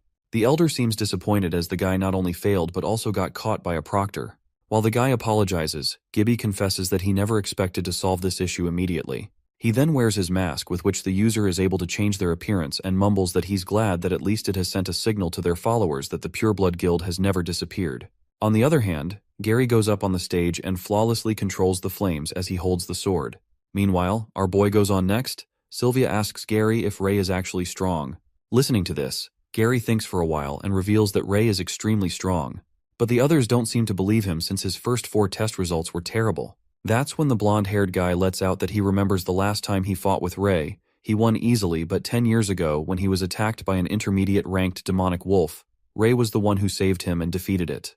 While the other classmates seem to think of it as a joke since they were just 5 back then, and assume that it must have been a big wolf instead of an intermediate beast, Sylvia wonders if Ray is actually strong, and why does he hide his abilities. After that, the test is about to begin when our boy grabs the sword, and suddenly the dragon system appears, notifying him if he wants to absorb the ultra-grade beast crystal. It looks like no flame comes out of the sword, and the gossip initiates among the students as they mutter that accidents always happen with this guy. They are surprised to see that the sword is not even glowing anymore. While our boy swings the sword left and right, wondering if it's broken, Delbert is left in disbelief and snatches the sword right out his hands. Witnessing no flames coming out the sword, Delbert seems to be frightened as he cries out that this weapon is created from Ultra Beast Crystal and is a treasure of the Allure Kingdom. He grabs the red-haired boy by his collar and blames him that he did something to the sword. But Ray, who seems to be clueless about the situation, justifies what possibly he could do to the sword, since this is a weapon made from Ultra Beast Crystal. He also mentions how Delbert has been staring at him like crazy, so he wouldn't dare to do anything. As the knight rages with anger, and before he could say something, the armored knight interrupts him as he indicates to him about an urgent report. He whispers something in his ear, and Delbert is flabbergasted after hearing the news. He then immediately announces that all the tests have ended, and the kids can return to their dorms now. The kids take a breath of relief, and it is mentioned to the kids to appear at dinner time as their belts will be given to them. As the students get excited about what belt they will be given, Ray hopes on getting the red belt. However, something else seems to bother him as he manages to hear the conversation between the knights about the proctor of the 4th stage being found to be killed. Furthermore, Winfred, who's present on the crime scene, is informed by the armored knights that when they found her, she was already dead. But what shocks them even more is knowing that her body is still warm, which depicts that it hasn't been very long since she was killed, which leaves him to wonder who can do such a thing. The knight then announces to inform the elders immediately. The next scene takes us to the elders' meeting room, where the armored knights inform them about the dead body. They reveal that the proctor seemed to have been killed with a single attack, which means the perpetrator must have been fairly skilled. The guard lets out that they noted something strange, which is that none of the alarms set for intruders were triggered, to which one of the elders responds that it seems like an internal case, since there have always been rumors about certain groups after all. The elder wonders if it is the Pureblood Guild or the Dark Guild, while the other think it's outrageous as the captain of the Green-Belted Knights was killed in an exam, so they should get to the bottom of this matter. Waiting for the head elder of what he thinks of their decision, the head warns them that not a word of this incident should spread outside these doors and orders the knight captains to continue investigating to find the culprit. As it is dinner time, all the students are gathered to receive their belts, and everyone gets nervous. Meanwhile, Gary and Sylvia seem to be talking to a girl named Marcia Woodwork, and the silver-haired girl gets happy to finally get a female roommate. Concerned about her surname, the blonde-haired boy asks Marshall if she happens to know Anne Woodwork, and it turns out that she's her daughter. On the other hand, Ray is immersed in his thoughts about the proctor who was killed, and assumes that it's definitely not done by someone common, but one of the higher-ups. Thinking that it could be the commanders or the elders, Our guy snaps out of his thoughts when Gary interrupts him and asks him if remembers the adventurer they came across on their way to Rennie all those years ago. He goes on to tell him about the woman they met turns out to be Martha's mother, and wonders what a coincidence this is. But Ray doesn't seem to listen to anything he has said to him, which makes Gary mad at him and notices that he has been zoning out lately. Meanwhile, Sylvia reckons if he was still thinking about the person who shot the arrow, Gary pinches his cheeks as hard as he can, and that's when Ray mutters that he was thinking why that sword on the 5th test didn't respond to him. Our boy refrains from informing them that the proctor was killed, as it would only become more dangerous. While Gary pinches his cheeks, the silver-haired girl seems to find it strange and utters how unlucky Ray is. As she is about to say something about what happened to him at the 2nd test, the Knight Commanders arrive at the spot.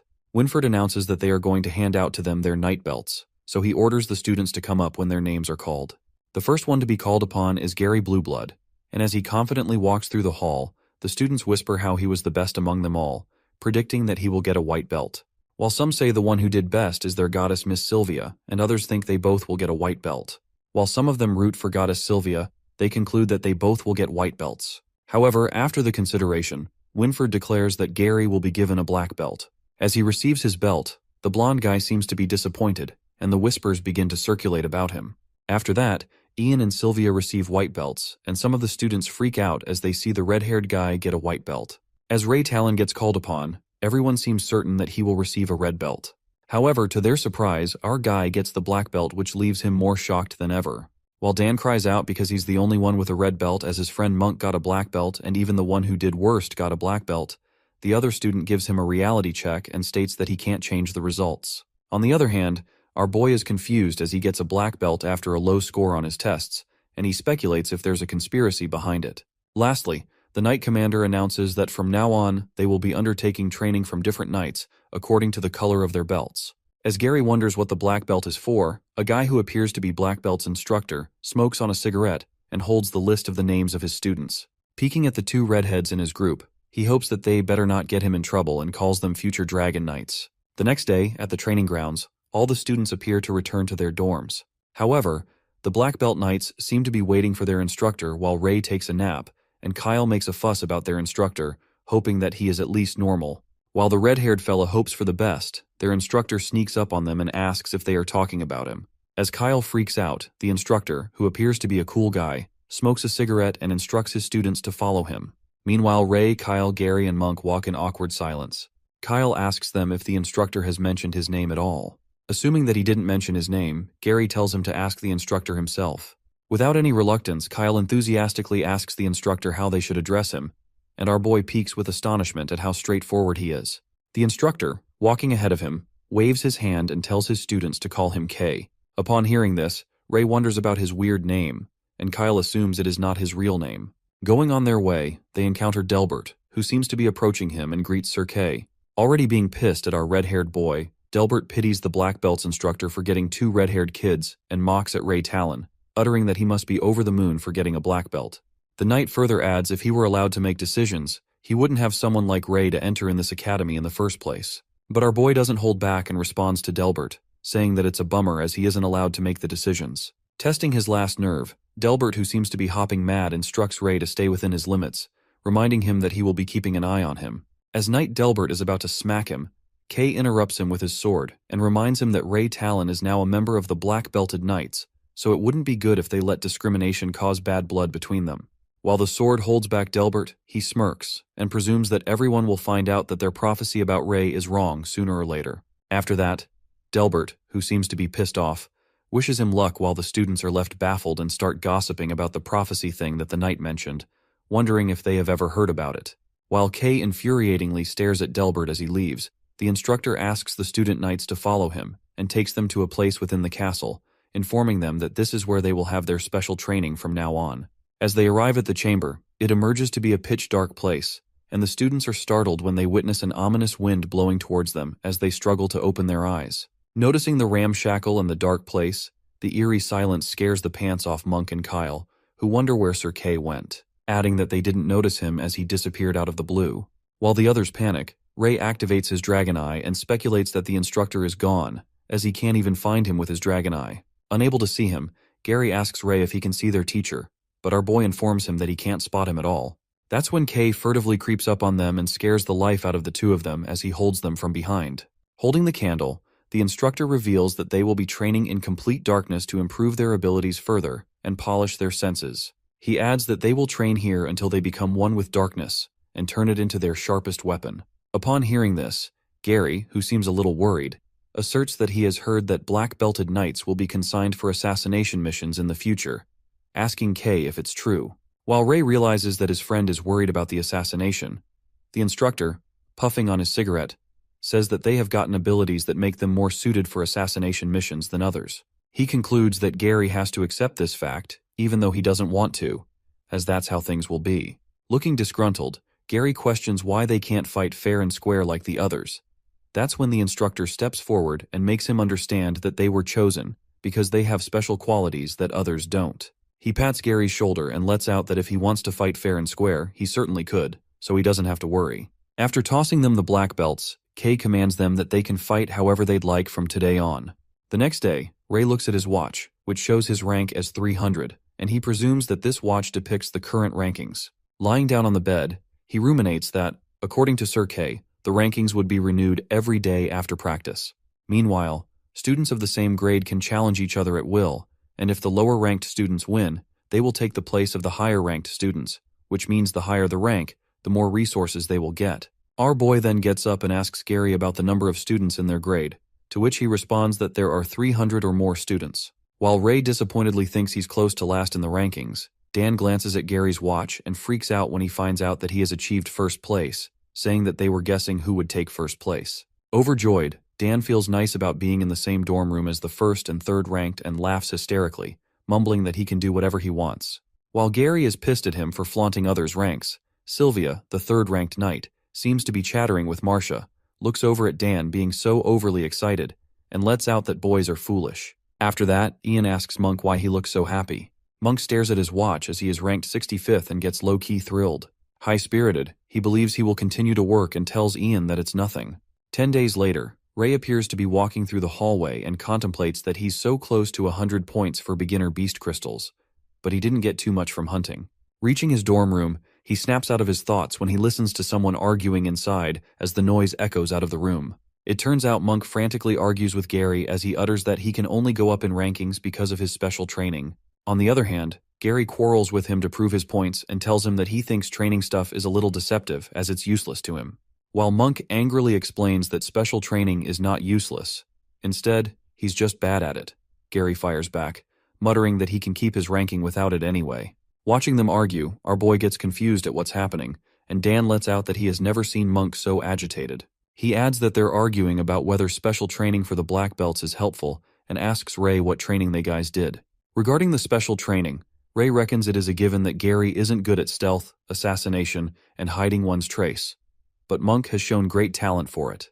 As they continue to bicker, our boy speculates that Gary is not wrong either. He is better than Monk in all basics, and even though Monk is becoming strong quickly, Gary's still stronger than him overall. Meanwhile, Monk yells that he can't just put down his hard work like that. Gary angrily shouts that he can think whatever he wants as he just gave his opinion. Concerned about them fighting, Sylvia jumps between them and tries to stop the feud, asking Ray to help her. But our guy, who doesn't seem to be interested in their matters, responds that she can fight it out herself, and Dan excitedly lets out that it's a great idea. While Sylvia is annoyed and tells Dan not to fan the flames here, Monk claims to have a rank battle to end this once and for all. Gary agrees to the battle, saying that he's okay with it, and challenges him to see if those skills he loves so much are helpful in the battle. The next scene takes us to the training grounds, where the students chatter that someone's challenging the first ranker in the battle. As the word seems to spread already, the kid wonders if it's the blonde one as they have heard that it was another black belt, ranked pretty high. Hearing about the battle, Sebastian, who turns out to be Delbert's youngest son, gets curious about it, but a silver-haired boy assures him that it's nothing to look at as they are just some country bumpkins from Rennie. On the other hand, the bald, red-headed guy Kyle energetically calls everyone to place their bets in the wooden box for the top star, Gary, versus the Black Horse Monk, to guess who will eventually succeed. While Dan seems to be the first person to bet, he bets for Gary for 10 pieces of silver, and Sylvia loses her nerve and shouts at Dan for betting on his roommates. But to her surprise, her roommate Martha also bets on Monk, thinking that maybe he will surprise them, and poor Sylvia is shocked to see her. Bothered, Sylvia asks Ray if Monk has a chance to win this battle. At that moment, the fight seems to begin as Gary and Monk hold their wooden swords while Kyle acts as a referee. Witnessing this moment together, Kyle excitedly commands them to begin. Meanwhile, Ray asks Sylvia if she thinks Gary's going to win, and the battle commences as both opponents strike at each other. As they continue to have fierce competition, Sylvia elucidates her point of view by asserting that Gary is definitely gifted, has a great technique, and stands out among all of them. However, Monk has worked harder than anyone else on the special training, and he's most likely Gary's greatest current rival. Monk strikes a powerful blow at his opponent with the sword and it creates smoke all around. As he thinks that his training worked, the smoke disappears and Gary manages to block the attack. While their swords collide, Gary warns Monk to give up as he can't win. On the other hand, Ray concludes that Monk has certainly improved a lot, and Gary has to deal with him carefully. However, he still thinks that Gary is going to win. Our guy then takes a yawn and is about to nod off. Sylvia, who seems to be focused on the battle, lets out that Monks can't fill in the gaps within his abilities in such a short time, while Martha, who betted on Monk, stresses out as she watches him losing the fight. All the people in the training ground seem to anticipate Gary as the winner, and it turns out to be the truth when he strikes one last shot and breaks Monk's wooden sword, which shatters into pieces. As Gary wins, Monk is left in disbelief with his defeat and utters how this could happen. He melts in breakdown, and Gary apologizes to him, saying this is how it works. But Monk, who is not happy with his defeat, grabs his broken wooden sword with a sharp edge and loses control when he runs towards Gary, who appears to be standing on his back. Meanwhile, Monk acts frantically and moves towards him with his sharp-edged sword, saying that it's not over yet. Watching Monk, who is about to backstab Gary, Sylvia shouts at him to watch out, and Martha yells at Monk to stop. The sword, which seems to be a second away from Gary's neck from being slashed, is stopped by someone, and the blood begins to drip out of his hands. That's when Gary looks back and Sylvia is shocked as she wonders when Ray got there. It emerges to be Ray, who stops Monk from attacking him and tells him that it's enough. As Monk finally comes to his senses, he immediately drops the sword and apologizes. Sylvia, on the other hand, reckons that Monk was quick just now as she couldn't even catch his movements. Yet Ray managed to get up there in the blink of an eye, wondering how he did that. In the meantime, Monk keeps saying sorry as he witnesses blood dripping out of Ray's hand as he halted the attack earlier.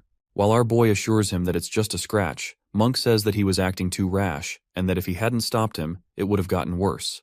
Despite the deathly moments, the students who bet on the fight begin to cause mayhem as they ask Kyle who won the battle, predicting it was Gary. Kyle calms them down and informs them that since someone stepped in, the results won't count, and they will get the money back they bet on earlier. But the crowd doesn't seem to take this well when they start cursing him and accusing the red-headed guy of doing it on purpose as they would have won the money. The situation worsens when the students throw things at him, and poor Kyle assures them they will get their money back, trying to calm things down. At the moment, the chaos in the ground turns frantic when they call them trash and start pelting stones. As they continue stoning, the students insult them and force them to get out of the academy, calling them a bunch of red-haired freaks. Mocking them by calling them red-haired monsters and kicking them out with stones. Abruptly, the rocks hit Ray's head. Monk leaps in front of him and stops the students from attacking him, but the bastards shut him up and tell him to get lost. Meanwhile, Gary asks Ray if he's okay, as his head seems to be bleeding. Sylvia and Martha try to stop everyone, but the crowd seems to go berserk. On the other side, the silver-haired guy, Sebastian Spoony, grabs a big brick and plans to throw it at the red-haired guy. But Monk arrives at the scene and throws the stone at him, making his brick fall. When Monk asks him to stop and tells him that it has nothing to do with Ray, the silver-haired boy lashes out at him and threatens him that he will remember this as he calls him a brat. Sebastian also seems to lose his cool, getting annoyed. It is revealed to us Ray is once again ridiculed by the humans as they call him a red-haired freak as nothing good happens when he's around. Calling him trash, they wish he would have never been born and he's a walking disaster, urging him to get out of the academy. As the brutal whispers sharper than an arrow reverberate in Ray's mind, he ponders why it always happens to him and these filthy humans never fail to disappoint him every single time. While their voices echo in his head as they curse him for being red-haired and crush his soul with their piercing words, Ray bursts with fury as his veins pop and decides they are the ones who should die. That's when Sir Winford arrives at the scene and finally the situation gets controlled. Gary informs the knight that Ray is bleeding a lot and he needs to be healed immediately. Meanwhile, Winford urges to help with injuries. Our guy lets out that he's fine and it's just a scratch. Asking if the knight needs anything, Winford reluctantly informs Ray that his mother is here to meet him. As Scarlet waits for her son, Ray appears and calls upon his mother. She greets him and tells him that it's been a while since they met, noticing that he is all grown up. Telling her that he's got taller, Ray excitedly holds his mother's hand and asks her if Pops is doing well since she's here. But it appears that his mother had some bad news for him as she reveals that his father is gone. Ray freaks out as he thinks that he died, but Scarlet assures him that it's not what she meant and informs him that his father left the house and the village. Bombarding her with questions, our boy asks her if that is even possible because he has been confined to bed since he was infected and gets shocked that how could he move all of a sudden. Meanwhile, Winford, who stands outside and hears their conversations, contemplates that he could not muster up the courage to tell Ray the truth about the plague of shadows in the past. But those who are infected usually die within a year, and very few manage to hold back like Jake did.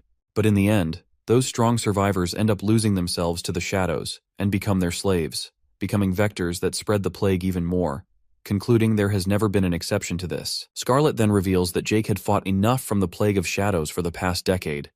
She narrates that one night she heard a noise and saw Jake sitting on the chair. She realizes that he's awake and is able to move. While she hugs him, Jake, who seems to be turning black, mutters that he cannot hold it much longer and pleads with Scarlet to kill him. As soon as she hears, Scarlet bursts into tears and tells Jake that she can't do it. Suddenly, his condition gets worse as the plague takes over him, and Jake bursts into flames.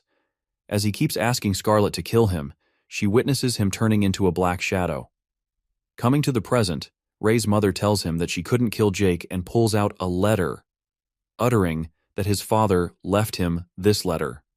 Ray opens up the letter in which his dad apologizes to him for not growing up with him and tells him that he's proud of him for entering the academy. He thanks Ray for being his son and signs off by telling him that he loves him. After reading the heartfelt letter, our boy starts sobbing, thinking that his father wrote this letter as if it were his last words, and gets determined to find a way to save him. Left in the lurch, Ray becomes distraught and lays on his bed while he recalls his conversations with his mother, who informed him that she is going to find his father no matter what. However, when he forces to go with her, Scarlet refuses and tells him to take his own path, assuring him that his father would want this too. Clasping him into a hug, she feels glad to see her son again, and affirms to him not to worry about them as he should be doing what he should. Lying on his bed, our guy reflects upon the fact that it's been a decade, and he hasn't found anything. He feels hopeless as he hasn't improved in the slightest, just like a human, couldn't even take his revenge for his dragon kind, nor could he protect who he holds dear. Thinking that everything just sucks, Gary enters the room and asks Ray if he met his mother and what she told him about his father's condition. But our boy, who seems to be falling apart inside, assures him that his father is fine and walks out of the room, while Gary assumes that something doesn't feel right.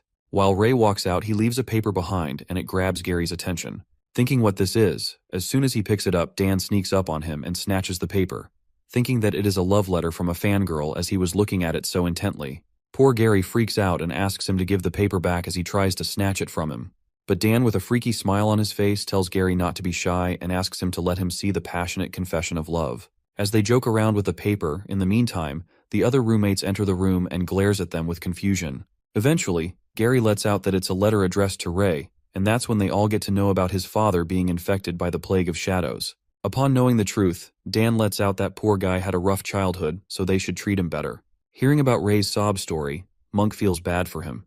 The next scene then takes us to the cafeteria, which seems to be filled with people, and we see our boy Ray walking all alone. But then he is joined by Martha and Sylvia, who makes it look like a coincidence, and asks Ray to eat together. Then he heads to the dorm room and notices his tidy bed all sleek and spotless. As our boy wonders who cleaned his stuff, Dan and Ian nervously inform him Sylvia made his bed as she is such a nice girl. While Dan and Ian make it obvious with their terrible acting, Ray immediately gets a hunch and thinks about what is going on with these guys. The next day, our boy spots some fresh flowers in the pot, and Gary tells him that he picked some fresh lilies as he thought that it would help his friend brighten things up around him. Taking it the wrong way, Ray makes a cringy face and lets out if he has fallen in love with him, but Gary freaks out and tells him that it's nothing like that. Our guy then utters that he's been wanting to ask them what his roommates are up to these days, and Gary decides to tell him the truth, spilling that he accidentally saw his letter. He justifies that he didn't mean to invade his privacy and he should not have looked, but things turned out this way, and all the roommates ended up reading the letter. Panicked, Gary tells him that it's his fault that everyone found out about his father's condition, but Ray puts on a smile and says they are the best. Meanwhile, he feels happy that Ray is not angry. They are interrupted by a sudden noise that approaches them, telling them to get out of the way. It turns out to be Monk, who is severely injured as he is bleeding and is carried by Dan and Ian. Witnessing Monk in such a bad state, Gary immediately asks what happened, and Dan exposes that Sebastian beat the crap out him, adding that he was the one who provoked Monk into getting into a rank battle with him. Assuming that a rank battle ends immediately once one party surrenders, our boy inquires how he got hurt so badly. That's when Dan reveals Monk already passed out during the battle and didn't even have a chance to surrender himself. However, Sebastian didn't stop and kept on beating him, concluding that he did it on purpose. At that moment, Monk calls out Ray and apologizes to him as he can't help him make his bed for the next few days. While Sylvia thinks that his limbs are fractured and they need to call the doctor right away, Ian goes to find one. On the other hand, as Gary asks Ray where he's heading, our boy, who seems to be losing his nerve after knowing what Sebastian did to his friend, says that he's going to get back at him for what he did to Monk. As he leaves, Gary grabs his hand and says to get a hold of himself, advising him not to act rashly. But our guy, determined to get revenge, asks Gary if he's coming with him. While Gary seems a bit reluctant, he lets out that he wants to get back at them for what they did to Monk, but Ray makes it clear that it's a retaliation. That's when Sylvia appears and reveals that Sebastian is from House Delbert, while Gary adds that he's the youngest son of Sir Delbert, so it's better if they don't get on his bad side. Not caring about this at all, our guy asserts that Sebastian started it, so he should pay for what he did and go on his way. Furious, Gary yells at him for not acknowledging the situation and informs him that it's not the first time that young Delbert has done something like this, adding that nobody wants to cross paths with him in the academy and warns Ray that he might get expelled. But our reckless red-haired fella assures him that he's going to be okay as he's not a dumbass, revealing that if he challenges him in an official rank, then he can get back at him rightfully without breaking any rules. Later, while House Delbert seems to be training on the ground, Ray approaches them and interrupts their training. The two of the night students confirm that Ray isn't one of them and instructs him to wait as they're practicing. Without wasting a second, our guy asks for Sebastian, and those knights confirm if he's really looking for Sebas, as they don't recall him talking about a red-haired friend before. While Ray asks them to get out of the way, the silver-haired guy who appears to be Sebastian's spoony yells and asks them what's happening. As Eric, the silver-haired guy, moves toward them, his teammates inform him that this red-haired guy wants to barge in here and seems to be looking for Sebastian. Walking forward, Eric utters that Sebas does not know any red-haired freaks and gets mad at Ray for barging in the middle of the training, adding rude remarks as he asks if his parents never taught him manners. Confronting each other, our guy makes it clear that if he's not the guy he's looking for, he has no business to do with the silver-haired bastard. While Eric grits his teeth in anger, Sebastian emerges and asks the red-haired guy if he's looking for him. Young Delbert takes a guess and says that Ray came here for his friend, assuming that he's the black belt as well. Feeling no need to explain his reasons, our guy straightforwardly tells him there's no need for small talk and challenges him to fight. Without a thought, he requests the battle against Sebastian with his watch, while the opponent lets out that it is quite direct. However, Sebastian refuses the battle and tells him to forget it as he witnesses Ray being ranked at 280.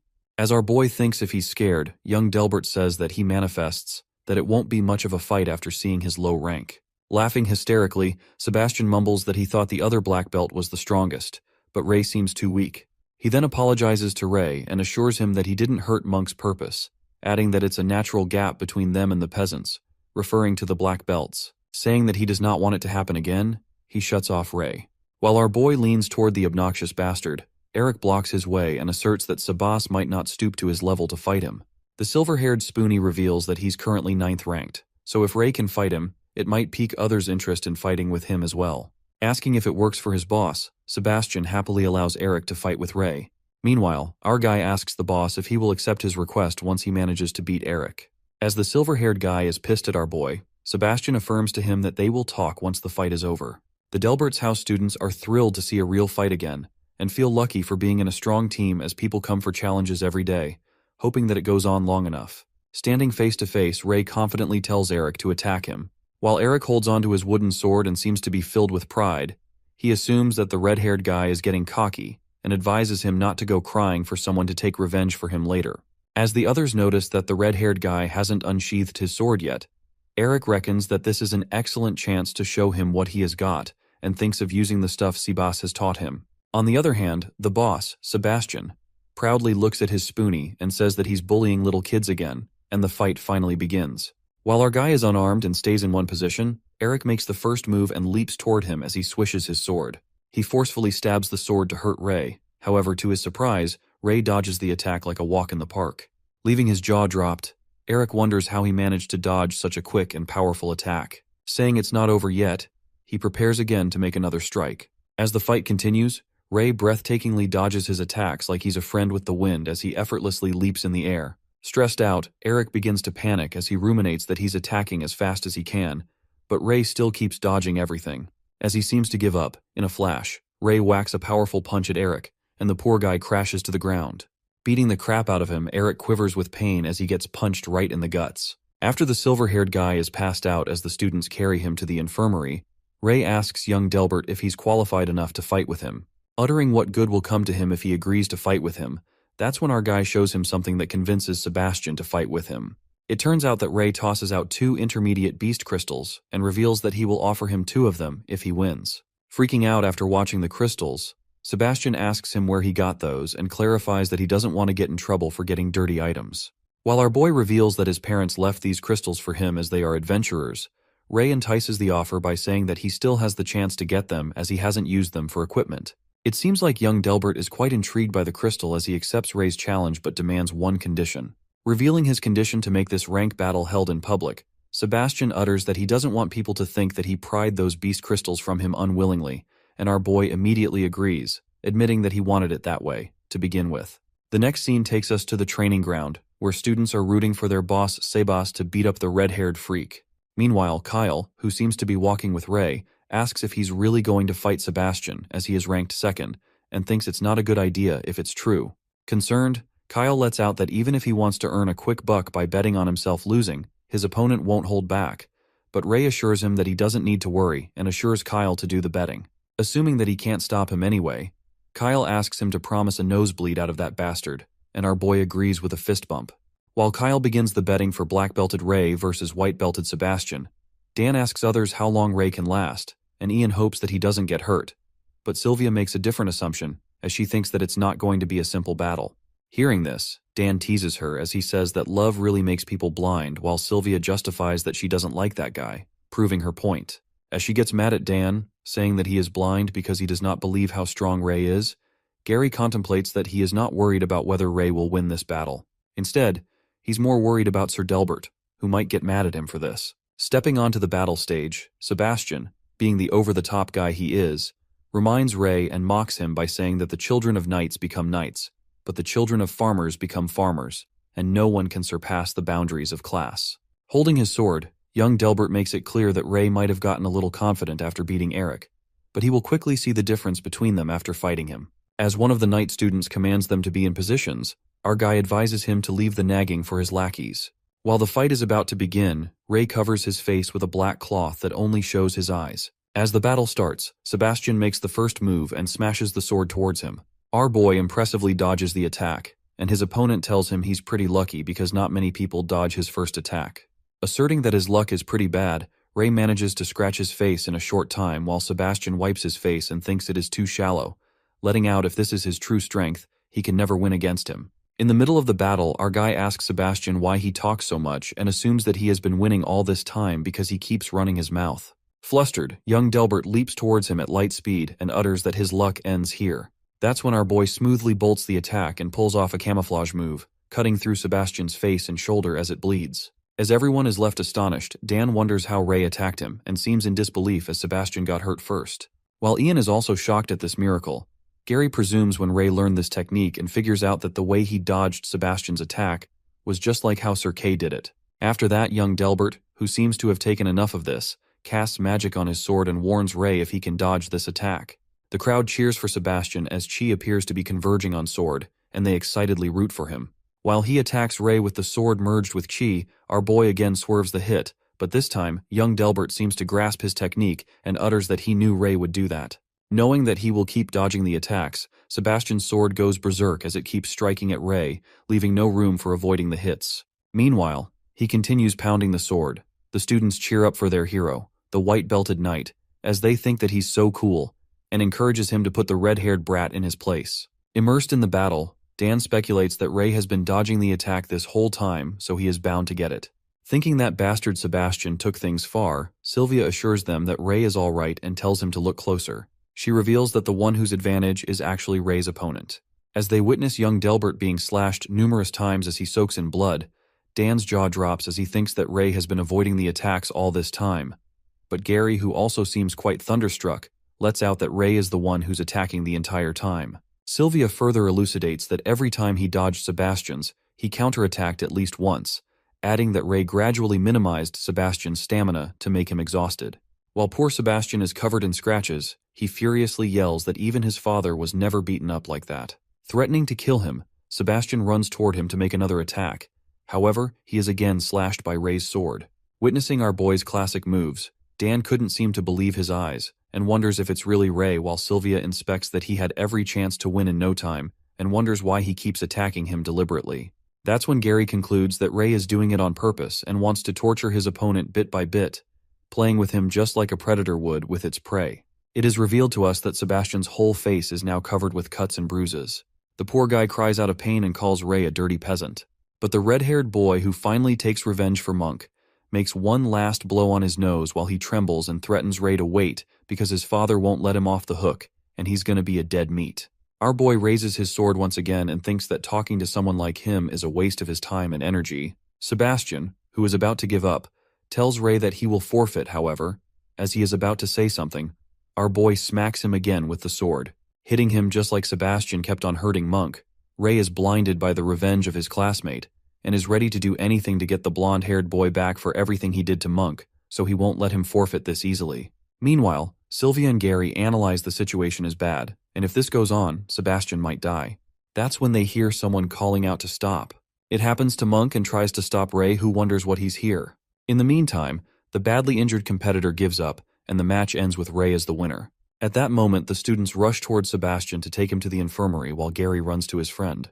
The bruised white belt boy seems to be throwing tantrums and orders everyone to get out of his way, challenging the red-haired boy about who will have the last laugh. The next scene then takes us to the central building, the top floor of the Avrian Knight Academy, where we see Delbert causing a fuss about what happened to his son earlier. Kay tries to calm him down and affirms to him that from a knight's perspective, Ray Talon didn't break any of the rules. The black belt instructor reminds Delbert not to ignore the rules, but he isn't ready to hear anything as he smacks his hand on the table. Raging with anger, the knight lets out that if he ignored the rules, he would have killed the red-haired brat on the spot, and tells Kay that he should take a good look at his son because he is disfigured. Delbert further Ray for doing this on purpose since he was born to be a monster. As soon as he utters these words, one of the elders interrupts him and thinks that his words aren't wrong either, as if the prophecy is true, then the red-haired boy will destroy the kingdom. While Elder Vaughn reveals that the prophecy also foretold that the red-haired boy might become the chosen savior of this world. But Vaughn is interrupted by someone who mutters that the child has already shown the signs of becoming a calamity. As it happens, another elder suggests that it will be easier to expel the red-haired boy, and maybe this would spark the beginning towards the end. But the head elder objects and thinks that this debate is meaningless. He suggests that if everyone has different opinions, then they should vote on it, and asks to raise their hand if they agree on Ray Talon's expulsion. It turns out that Delbert, Elder Gibby, and Master Knight Rose agree on Ray's expulsion from the academy. On the other hand, Elder Vaughn, Head Elder, Elder Humphrey, Winford, Bernardo, and Instructor K disagree with his expulsion. In conclusion, 3 of them fall in the favor of Ray's expulsion, while 6 of them disagree. Therefore, the elder dismisses the expulsion of the red-haired boy. In the next scene, Ray seems to be laying down on his dorm roof with his eyes closed when he hears footsteps approaching. As he wonders who it might be, it occurs to be Sylvia, who didn't see him in the dorm, so she decided to look on the roof. While our guy lets her know that he wants to be alone for a while, she asks him if he's thinking about Monk. Upon hearing this, he is rather surprised, as if Sylvia reads his mind. After that, she confesses to Ray that he might be different from regular people, and he's not good at talking, nor understanding people's emotions. But our boy interrupted her by saying that he doesn't care. Flustered, Sylvia tries to justify herself by telling him that's not what she meant. Sylvia clarifies that she knows he's not a bad person, and every time she sees him confused or mad, she keeps wishing that she could help somehow, and hopes that he trusts them a little more because they're friends after all. Wondering if they're friends, Ray pushes her against the wall, leaving her shocked. Activating his dragon eye, he raises his head and asks her if she's afraid of him. Being honest, she reveals to him that sometimes she does get scared, but she doesn't think he's a bad person. At that moment, Sylvia smiles and compliments his dragon eye, saying it really suits him, advising him not to treat himself like a monster. As soon as he hears this, Ray's eyes turn back to normal. He turns around and ponders that every time he feels like he has seen how humanity truly is, things change immediately, and it seems like he still has a long way to go until he really understands humans. On the other side, Delbert furiously walks out of the building and decides to kill the red-haired monster someday since he doesn't care about prophecies. Just then, he's approached by Elder Gibby, who grabs the knight's attention by telling him that he knows that Delbert thinks the knights should only come from noble blood, which is an interesting point of view, adding that this caught his attention. Meanwhile, Sylvia walks down the stairs. She's approached by a blonde-haired boy who is also a white belt. The guy then asks her about Ray Talon's whereabouts, and she informs him that Ray is upstairs. He thanks the beautiful lady and heads upstairs, while Sylvia wonders if she ever came across someone like him in their year. While Ray is still on the roof, he hears someone coming in again and thinks that it is Sylvia, asking why she came back. But to his surprise, it turns out to be someone else, the blonde-haired guy from earlier who informs Ray that must have mistaken him for someone else. That's when that guy introduces himself as Harry Delbert, a second-year student, and our boy makes an annoying face as he realizes that he belongs to the Delbert family. Harry tells him that he defeated his little brother, which leads Ray to assume that he's here to take revenge. But the guy refuses and mutters that he has misunderstood his intentions as he is not here because of something so trivial. Instead, he wants to thank Ray. Upon hearing this, our guy is left surprised to see Harry thank him for beating the crap out of his brother. Harry further claims that he's aware how arrogant his brother can be, and Sebastian never practiced sincerely before in the past, so it was a matter of time that someone defeated him to make him learn a good lesson. As the guy finishes his talk, Ray turns around and is about to leave, but Harry stops him by saying that they can't have a rank battle because they're not in the same year and urges to teach him a lesson. He hands him a wooden sword, and our guy accepts the fight, uttering that after all that talk he wanted to take revenge after all. But Harry assures him that he just wanted to see how strong the person who defeated his brother is, and challenges the red-haired guy to show him what he's got. Meanwhile, Ray prepares himself, and reckons that Harry gives a different feeling than everyone else, so he decides to change his moves and strikes toward him. But Harry impeccably halts the attack and Ray leans backward with the force. Watching him lean back, Delbert's son compliments him for making the right decision, while our guy is left stunned as he senses a strange feeling, and ruminates that his opponent's sword would have broken already after his attack. Ray further contemplates that if his opponent keeps striking this way, his sword will break first. That's when Harry anticipates that he doesn't know how to use chi yet. After witnessing that he can't win based on pure strength, our boy decides to use the black belt techniques that he learned. Meanwhile, they continue to strike each other. Harry effortlessly keeps dodging the attacks and asks Ray if this is all he's got. As Ray gets a little worked up and starts sweating, Harry strikes one last powerful blow at him with his wooden sword, making him trip to the sword. That's when our guy begins to bleed, and at that moment Harry ends the fight as he is about to leave. Ray, who seems to be in a bad condition, somehow gets up and asks Harry if he's the first-ranked second-year knight apprentice, to which he responds that he ranks 50th. While the red-haired guy is left in disbelief to see someone this skilled ranked 50th, Harry Delbert waves him goodbye and claims that they should fight again after he learns chi properly, which leaves Ray to wonder if he can become that stronger after learning how to use chi. The next scene takes us to the Elder's office, where we see Knight Winford concerned about the situation at the border as more knights have gone missing lately. He continues to inform the head that their enemies are not only from outside but also from within, and there are rumors circulating about the Dark Guild that has already infiltrated the academy. As the head elder clarifies that they are not rumors anymore, Winford suggests that they should alert the students at least. While the head agrees to him, he declares that there's something important and asks Winford to bring those 5 red-haired kids as they should inform them of their calling. After that, we witness Ray sitting on the roof as he tries to converge his aura. It is revealed to us that he has tried to converge his aura into his body, but it never ended up working for him. As it seems to be raining heavily, our guy thinks that he should stop for the day. However, at that moment, he witnesses some suspicious people furtively moving around the academy. He comes to realize that those people are planning an ambush as they see their target in sight. Meanwhile, the people stealthily move closer to their target, who appears to be one of the elders. Ray activates his dragon eye and notices that they are a plague of shadows. Bothered, he takes off his black belt and reckons if they have anything to do with his father. On the other hand, the masked people block the elder's way as they make it clear that his road ends here. While the elder mumbles that the rumors about the Dark Guild entering the academy were true, one of the guild members lets out that he realized it too late, declaring that soon the Dark Guild will take over the entire academy and no one will be able to stop them. As the old man seems to be fighting against 4 of them, in a flash, someone joins them. It occurs to be Ray as he announces that they will be fighting 2 against 4. Hiding his face, Ray enters the dangerous situation as he holds his sword, and the elder recognizes that he's won the students and apologizes for getting him involved in this. On the other hand, the guild member gets shocked to see where the kid came from, but the other one lets out that it doesn't matter as they both are going to die. While the old man prepares to fight and uses magic, he asks Ray to help him keep the 2 people occupied. As Ray engages with the 2 members, he speculates that the old man chi is unique, and notices that the shadow beasts have consciousness intact.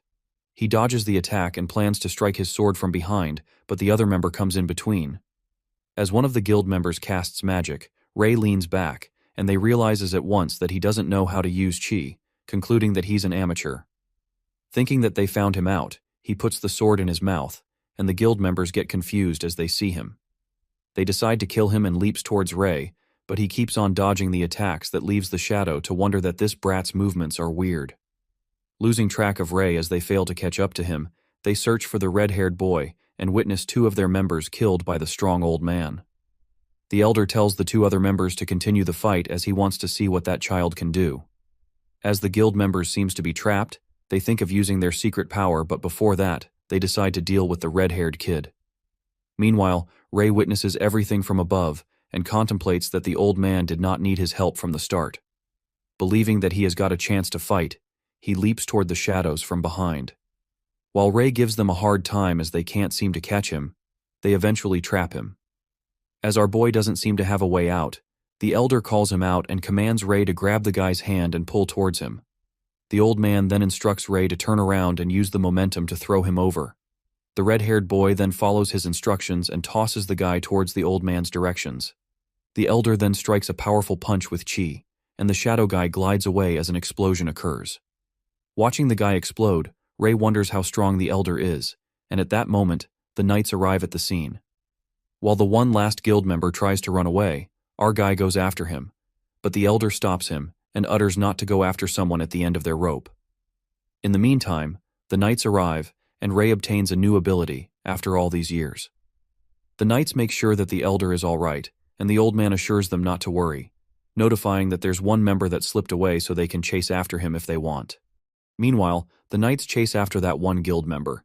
The elder appreciates Rei for his help and calls him a talented student. Curious, Rei asks the old man about why the guild members attacked him, but the elder dodges his question. At that moment, the old man taps his shoulder and asks him if he doesn't know how to use chi yet, and suggests Rei to join the martial arts club once he becomes a second year. After that, as the elder leaves using chi and disappears like the wind, our guy is left surprised and thinks that he's a strange old man. The next scene takes us to the head elder's office, where Winford seems to be waiting for Rei. As Rei arrives, Winford informs about the head elder summoning him, which leaves our guy to wonder if he had been caught this quickly. It appears that Winford summons all the red-haired kids, including Ian, Kyle, Sloth, Badger, and Rei. While the kids seem to be impatient and speculate that the elder have a special mission for them, the head elder gets straight to the point and reveals the reason for summoning them is because of the prophecy. The old man discloses that 10 years ago, there was a prophecy was heavens that predicted that their land will be saved by a red-haired boy from the brink of destruction. Upon hearing this, Kyle assumes that it could be one of them, but the elder lets out that they have found 10 red-haired kids who fit this description, which leaves Rei surprised as ever. Asking about the other 5 children, the elder lets out that the other 5 children have an aptitude for magic, so they are studying at the Roland Academy. As soon as Rei hears this, he gets reminded of Amy, who's also studying there, and thinks that she already knows about those people. While Kyle and the other redheads seem to be exhilarated about saving the world, the head elder continues to tell the prophecy. He reveals that in the past, 5 dragon knights saved their land from danger, defeated the shadows, and found the Avrian Knight Academy. Leaving the priceless heritage behind, the head elder gives them a big responsibility to protect the heritage and informs them about receiving even more training other than basic and special training. The 5 red-haired kids are anticipated to become the Avrian's Academy's new generation of dragon knights. As they leave the office, Kyle and one of the twins feels happy about becoming saviors, while Rei asks Ian if his hairs have always been red. Meanwhile, Ian responds that his hair has always been like this, and he also went through a lot of trouble growing up. Our guy reckons that everyone's hair has always been red. However, Rei's hair turned from black to red. Our boy speculates whether he should be counted as a dragon knight, which leads him to think that the head elder must be hiding something from them. The next scene takes us to the head elder's office, where Winford seems to be questioning the head about not disclosing the whole prophecy to the children. The head affirms to him that kids have enough burdens on their shoulders, so they should let them know things when they're ready, and the knight unwillingly agrees with him. The scene then flips to Rei, who begins to search for the dragon knights. The boy narrates that some people still think of dragons as symbols of evil, while some didn't believe that these creatures ever existed. A minority still believed that the dragon were the protectors of this land as the world wasn't plagued with shadows in the past. As he read more about the knights, one book stood out to him in particular, as it mentioned the guidance of God. While books written about God are forbidden for humans, Ray couldn't find anything useful and goes to a priest to find answers. It is revealed to us that along with their special training with Sir Kay, they also train under Winford for extra training to become dragon knights. As the training continues, our boy contemplates that if it weren't for this knight training, he would have immediately gone to have a chat with God and ask him why he turned him into a human. Our boy then narrates that a year has passed with his training, and he also managed to find the time for hunting sessions, adding that tomorrow will be the first day of their second year of training. Coming back to the present, as Ray seems to be sleeping, he hears a noise and witnesses Gary having a nightmare as he trembles. As Gary opens his eyes, he gets scared to see Ray standing in front of him and tells him to go sleep as they have a ceremony in the morning. Assuring that he's fine, our boy gets curious and wonders what kind of nightmare he had that scared him so much. The next day, while Gary appears to have a sleepless night and Ray gets concerned about him, they're greeted by Sylvia, who asks them if they have chosen a club they want to join. As our guy seems to have no idea about clubs, Sylvia annoyingly tells him to pay attention and reveals that all the second-year students have to pick a club to join and train there. Meanwhile, Sylvia decides to join the medic club, and Gary have already selected the swordsmanship club. Our boy kind of feels left out, but then he gets reminded of someone who told him join a club. He recalls that the old man suggested him to join the martial arts club. With no clubs to join anyway, Ray decides to give it a try and plans on using that time to hunt beasts if he finds that club boring. It is revealed to us that after Ray obtained the new ability, he found out that he had no mana, which is why he failed the assessment all those years ago. Our boy then hopes for things to change once he starts absorbing intermediate beast crystals, but he hasn't been able to act freely after winning against Sebastian, as many people are eyeing him. While he wonders that he's currently ranked 10 and he needs to give up on some fights, Ray finds the way to the martial arts club and is quite surprised when he reaches a place that seems very distant and remote. Witnessing there's no one at the entrance, he decides to go in and thinks if there's a martial arts club in this shabby place. Ray calls out to find someone and finds someone sitting inside. He approaches the man and notices that there's no reaction, and he can't even feel his presence. Assuming that he's dead, as soon as Ray taps on the old man's shoulder, the old man grabs his hand and forcefully slams him on the ground. While the old man gushes with anger and utters how dare he entered this place, Ray clarifies that he came here to join the martial art club as he called him here.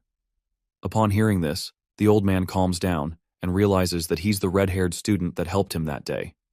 It turns out to be the elder, and he begins to pat Ray.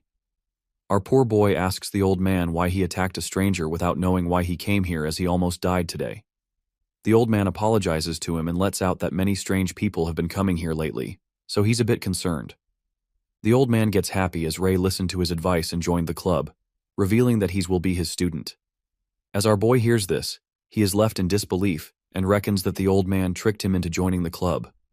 Feeling trapped, Ray wonders how he is going to slip away if it's one-on-one. The old man instructs Ray to start from the basics, as when they first met, he didn't know how to use chi. While he continues to elucidate about the chi attacks, our boy concludes that this club is clearly on the losing side as nobody joined it. But the old man assures him that those people don't understand martial arts, and once he teaches Ray everything, he will know that his hands are his best weapons. At that moment, Ray asks him about the people who attacked him earlier, to which the elder responds that they were from the Dark Guild. Saying that he will learn about them in the second year, the old man reveals that the Dark Guild is an organization that wants to bring down the Allure Kingdom. He further narrates that their leader was a higher-up of the Avrian Knight Academy in the past, and they created this organization after they were expelled from the academy. Recalling that their aura was similar to the Plague of Shadows, Ray asks him if those people are dangerous. The old man decides to tell him the truth since he owes him a favor, and confesses that those guild members wanted him to die because he's one of the 6 elders of the academy. Elder Vaughn then takes off his shirt and exposes his muscles, uttering that he might be old, but he's confident in his muscles. Supposing that he knows about Ray's prophecy, our boy decides to show his full strength when Vaughn commands him to show what he's got. That's when our boy punches the old man with full strength. As his hands hit his masculine body, Ray reckons that it's hard, just like hitting a metal board, While our boy's hand gets nearly crushed, Vaughn asks him if he used chi in that attack. Blowing his hand, Ray refuses, and the old man excitedly tells him that he's stronger than a bull and that once he gets the hang of chi, he will soar in the heavens. Listening to this flattery, our boy wonders if this old man is even reliable. Vaughn proudly pats his shoulder, uttering that they should begin. Saying that he did not agree to join yet, Ray freaks out and thinks that there's no going back. The next scene takes us to the training, where Vaughn seems to be teaching Ray about Chi Elder. Vaughn lets out that Chi can be produced just by breathing and transfers some Chi into his body. The old man transfers the energy and instructs Ray to feel it through his body. While our boy thinks that it's so warm and is surprised to see Chi flow like this, suddenly, Vaughn falls unconscious. While our boy freaks out as he witnesses that his mana has been activated, he tries to wake up Vaughn, thinking that he's dead. But listening his heartbeat, Ray takes a sigh of relief and assumes that Vaughn have passed out. He speculates the situation and realizes that his mana skill was activated because the system absorbed mana from the old man's body when he was transferring chi to him. Witnessing that his mana is almost complete, Ray smacks the old man as he hasn't woken up yet and concludes that he's not strong at all. In the meantime, the dragon's patience lasts only 10 minutes when he gives up on the old man, thinking that he won't die anyway. He plans to use this time for training. Our boy activates the dragon eye and notices the chi flowing within his body. He tries to converge chi into his solar plexus and successfully pulls it off. As he makes it circulate within his body, chi dissipates from his body as he tries to manipulate it. Trying to converge chi in his body, our boy fails repeatedly as the energy keeps disappearing. Thinking that the chi flow is unstable, he decides to use more energy. As Ray uses more chi, it begins to hurt his body. Starting to get out of control, the old man finally wakes up and witnesses Ray emerging great amount of energy as he seems to lose control. Shocked, Elder Vaughn then commands him not to move and pulls the energy out of him. As he pushes out the energy, it destroys the place. And that's when the Elder unveils that Ray almost killed himself after witnessing the amount of destructive power he sucked out of his body. Before our boy could grasp the situation, he collapses on the ground. It appears that Ray ends up in a hospital as he opens his eyes after hearing noises. It emerges to be Sylvia and Kyle who speculate that it might be mana deficiency that made him pass out. The silver-haired girl informs him that an old man rushed him here and only calmed down after the dean told him that Ray would be fine and he was recovering rapidly. Meanwhile, Kyle gets suspicious and thinks about who that old man is as he even got the hospital's dean to check on Ray himself. Our boy gets flustered by Kyle's high-pitched voice and ponders if the elder has to be so ostentatious. To make things clear, our guy lets out that the old man is the instructor of the martial arts club. In the meantime, Ray asks Kyle what he's doing at the hospital, to which he responds that he joined the medic club too, as he always have been interested in medicine. At that moment, Gary peeks through the curtain like a ghost, uttering that he's glad that Ray woke up as he was going to die from all the noise. Looking at Gary next to his bed, our boy thinks that they've moved their dorm here, and Gary, who seems to in a bad shape, mutters that he haven't been sleeping well lately, so he ran out of stamina during training and came to the hospital to get some rest. While Gary argues with Kyle for nagging him to get some rest, Ray wonders what kind of nightmare he's been having. After getting discharged, our boy goes back to the martial arts club, and Elder Vaughn yells at him for coming back here, calling him a fool. As our boy freaks out, the old man grumbles and clarifies that if he hadn't been there, Ray could have died, and in the worst situation, he wouldn't have been able to use chi anymore. After that, Vaughn unwillingly praises him and reveals that he was able to accumulate that much chi on his first day, which is quite impressive. While our boy thinks that he's talented, the elder tells him not to get cocky and teaches him to control his chi, which can only be the size of his fist. Learning how to control chi, our boy narrates that after he practiced the basics, as the old man said, he was able to use chi to strengthen any part of his body after 5 days. It is revealed to us that for the next few days, Ray trained to manipulate the chi to where it was needed at the fastest speed possible, which was difficult, but he got to learn a lot of things. The next scene takes us to the southern gates of Avrian City, where Lancey informs them that it will be their first time hunting after becoming second year. Commanding them to listen carefully, Lancey reveals that there are 3 safe hunting grounds where they can obtain beast crystals, and suggests they don't stray off the path if they want to make it out alive. He further informs that each of the 3 teams will head towards one of those hunting grounds so that they can become familiar with different magical beasts. As they walk towards the hunting ground, Martha's team seems to be heading to the insect forest. While Kyle doesn't seem to like bugs, Ray speculates that something is off with Gary as he doesn't look okay. At that moment, as the bug emerges, Sylvia tells everyone to be careful, and Dan assures them that they are regular bugs, so they don't need to freak out. However, a strike of terror runs through Dan and Kyle as they notice that the bug's size of someone's head, scaring their pants off. As Martha begins to slash the bugs with her arrows, Sylvia warns them to be prepared as bugs might be weak, but they appear in swarms. Just then, the swarm of bees attacks them, and all of them come into action. Meanwhile, Kyle fights off the disgusting bugs, and Dan finds the bugs agile. Sylvia alerts Ray to watch out. That's when our guy activates Chi and strikes his classic moves as he kills the bugs without any weapons. As Kyle seems proud of him for learning Chi, Ray decides to test the results of his training, but Dan tells him to stop showing off and use a weapon. Suddenly, Monk and Ray hear a noise, and it turns out that a bug attacked Gary's arm, and he starts bleeding. While Ian kills the bug and asks Gary if he's okay, Sylvia inspects the wound and lets out that it is not deep. She asks Ian to help her remove the armor to perform first aid. As all of this happens, our boy gets concerned about Gary being off lately, and even got hurt by a beginner magical beast, planning to ask him when they get back. After that, Sylvia performs Chi on Gary's arm, and Dan is impressed as the wound heals a lot, asking if she learned it from the medic club. Kyle agrees and elucidates that Chi can help cells recover faster, so it can be used for simple first aid. Upon hearing this, our boy ponders that he's not the only one who learned some new tricks and decides to work harder. Later, Dan picks up the beginner beast crystal and lets out that they will not be able to hit the tax limit for today.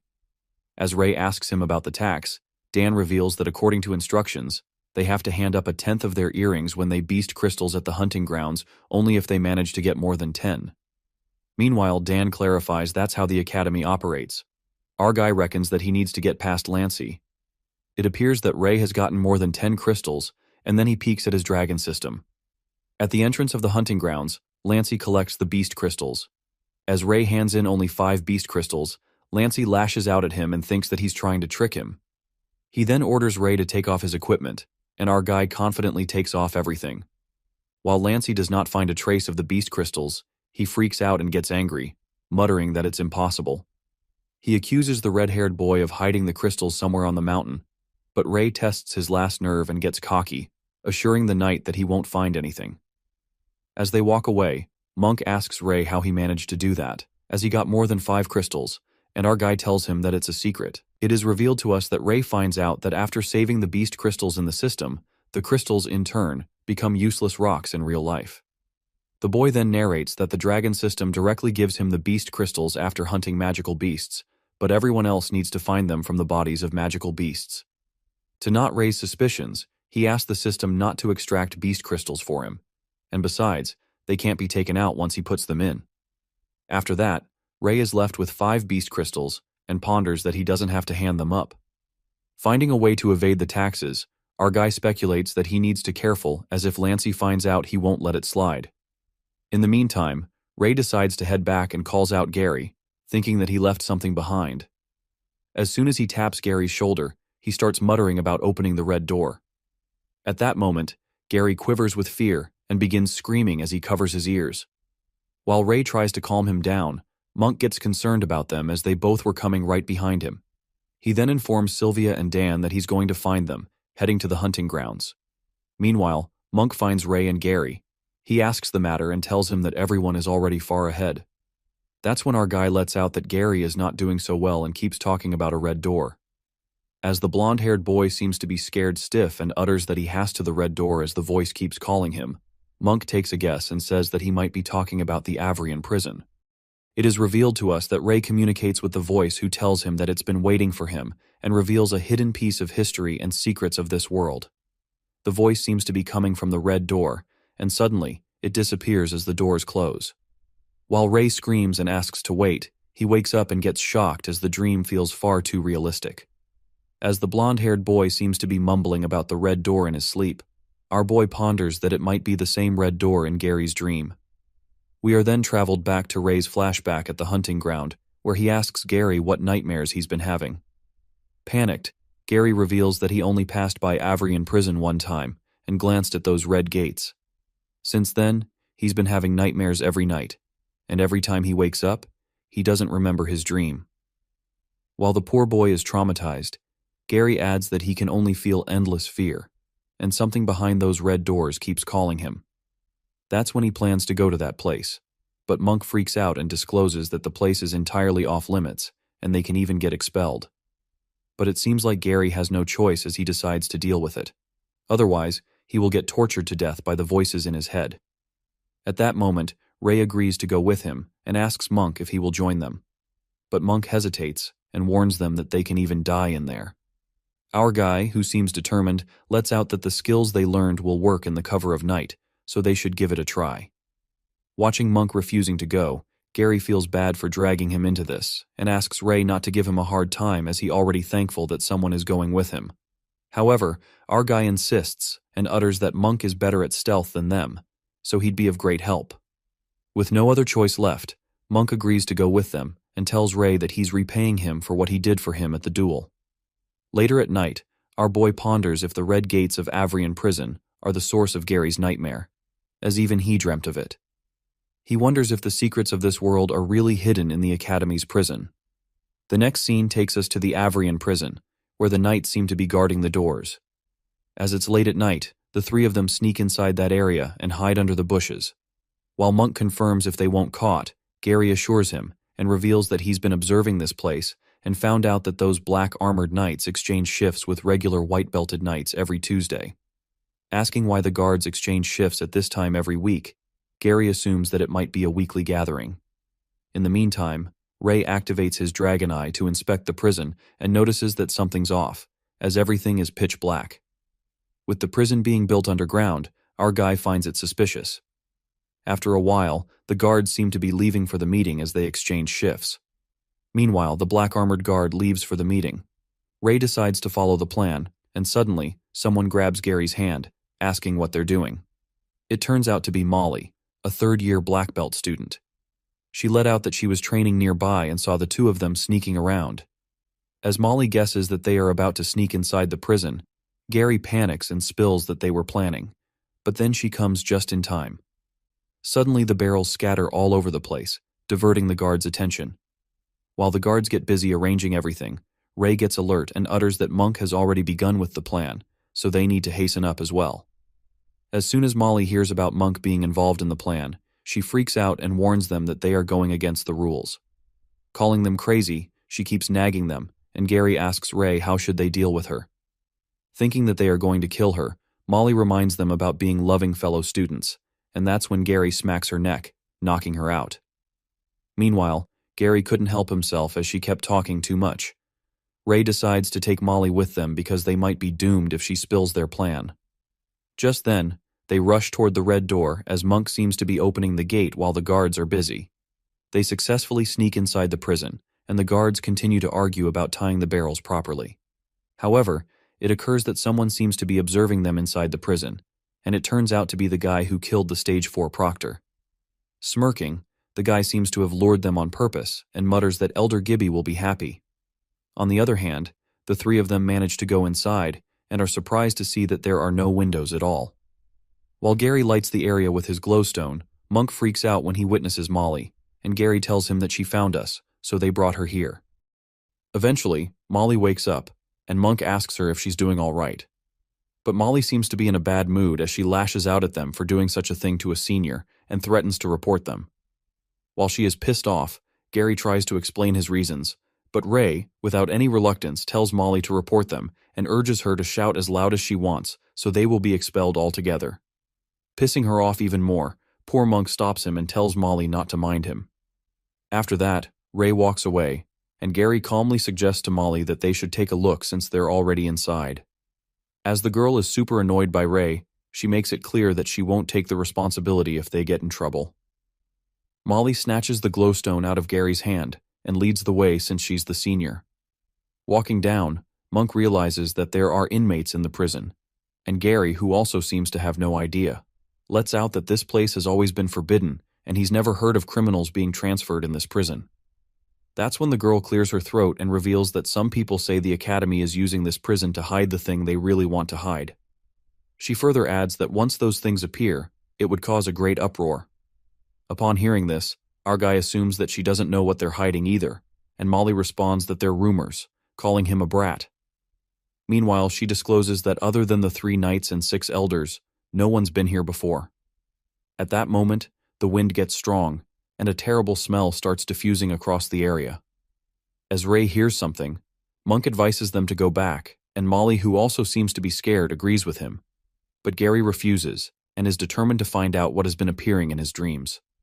They all decide to go down together, and finally reach the bottom. To their surprise, it appears to be another door.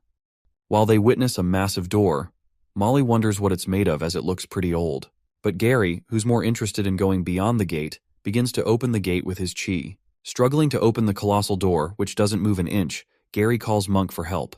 On the other hand, Ray activates his dragon eye but still can't see what's inside the door and assumes it's some kind of high-tier spell or special seal. Meanwhile, Molly thought that Gary could do it himself from all the fuss he made, and tells him not to show off. Thinking that the door is locked, Monk lets out that there's something leagues stronger behind this door, so they should head back. But Gary makes it clear that he won't back and asks Ray to help him. As soon as our guy places his hand on the gate, the dragon system appears and asks him if he wants to open the door. Confused, Ray taps to agree, and in a flash, the door opens. Astonished, Monk asks him how he did it, and Ray clarifies that he just touched the doors. It is revealed that the sounds of the gears went even deeper within, but the magic crystal only showed a small area ahead, and as they kept walking, an unsettled fear took over the hearts of the youngsters present. As they make their way inside, a scary sound reverberates as Gary steps on something. While Monk trembles with fear and asks what was that, Molly, who is also scared witless, freaks out and holds Ray. Flustered, Ray tells her to back off, and Gary sheds his glowstone to see what he stepped on. It turns out to be bones, and Gary speculates that it might be a beast or a dragon. Wondering how a strong beast could die here, Ray lets out that dragons don't die that easily, while Molly thinks that the knights took the beast out. As they continue to dig deeper, Ray notices they're reaching the end, and Molly lets out that they can finally leave this place. Reaching the end, Gary informs them that it's a large space underneath. While Molly says that these look like prison cells, Monk notices that there are many of them.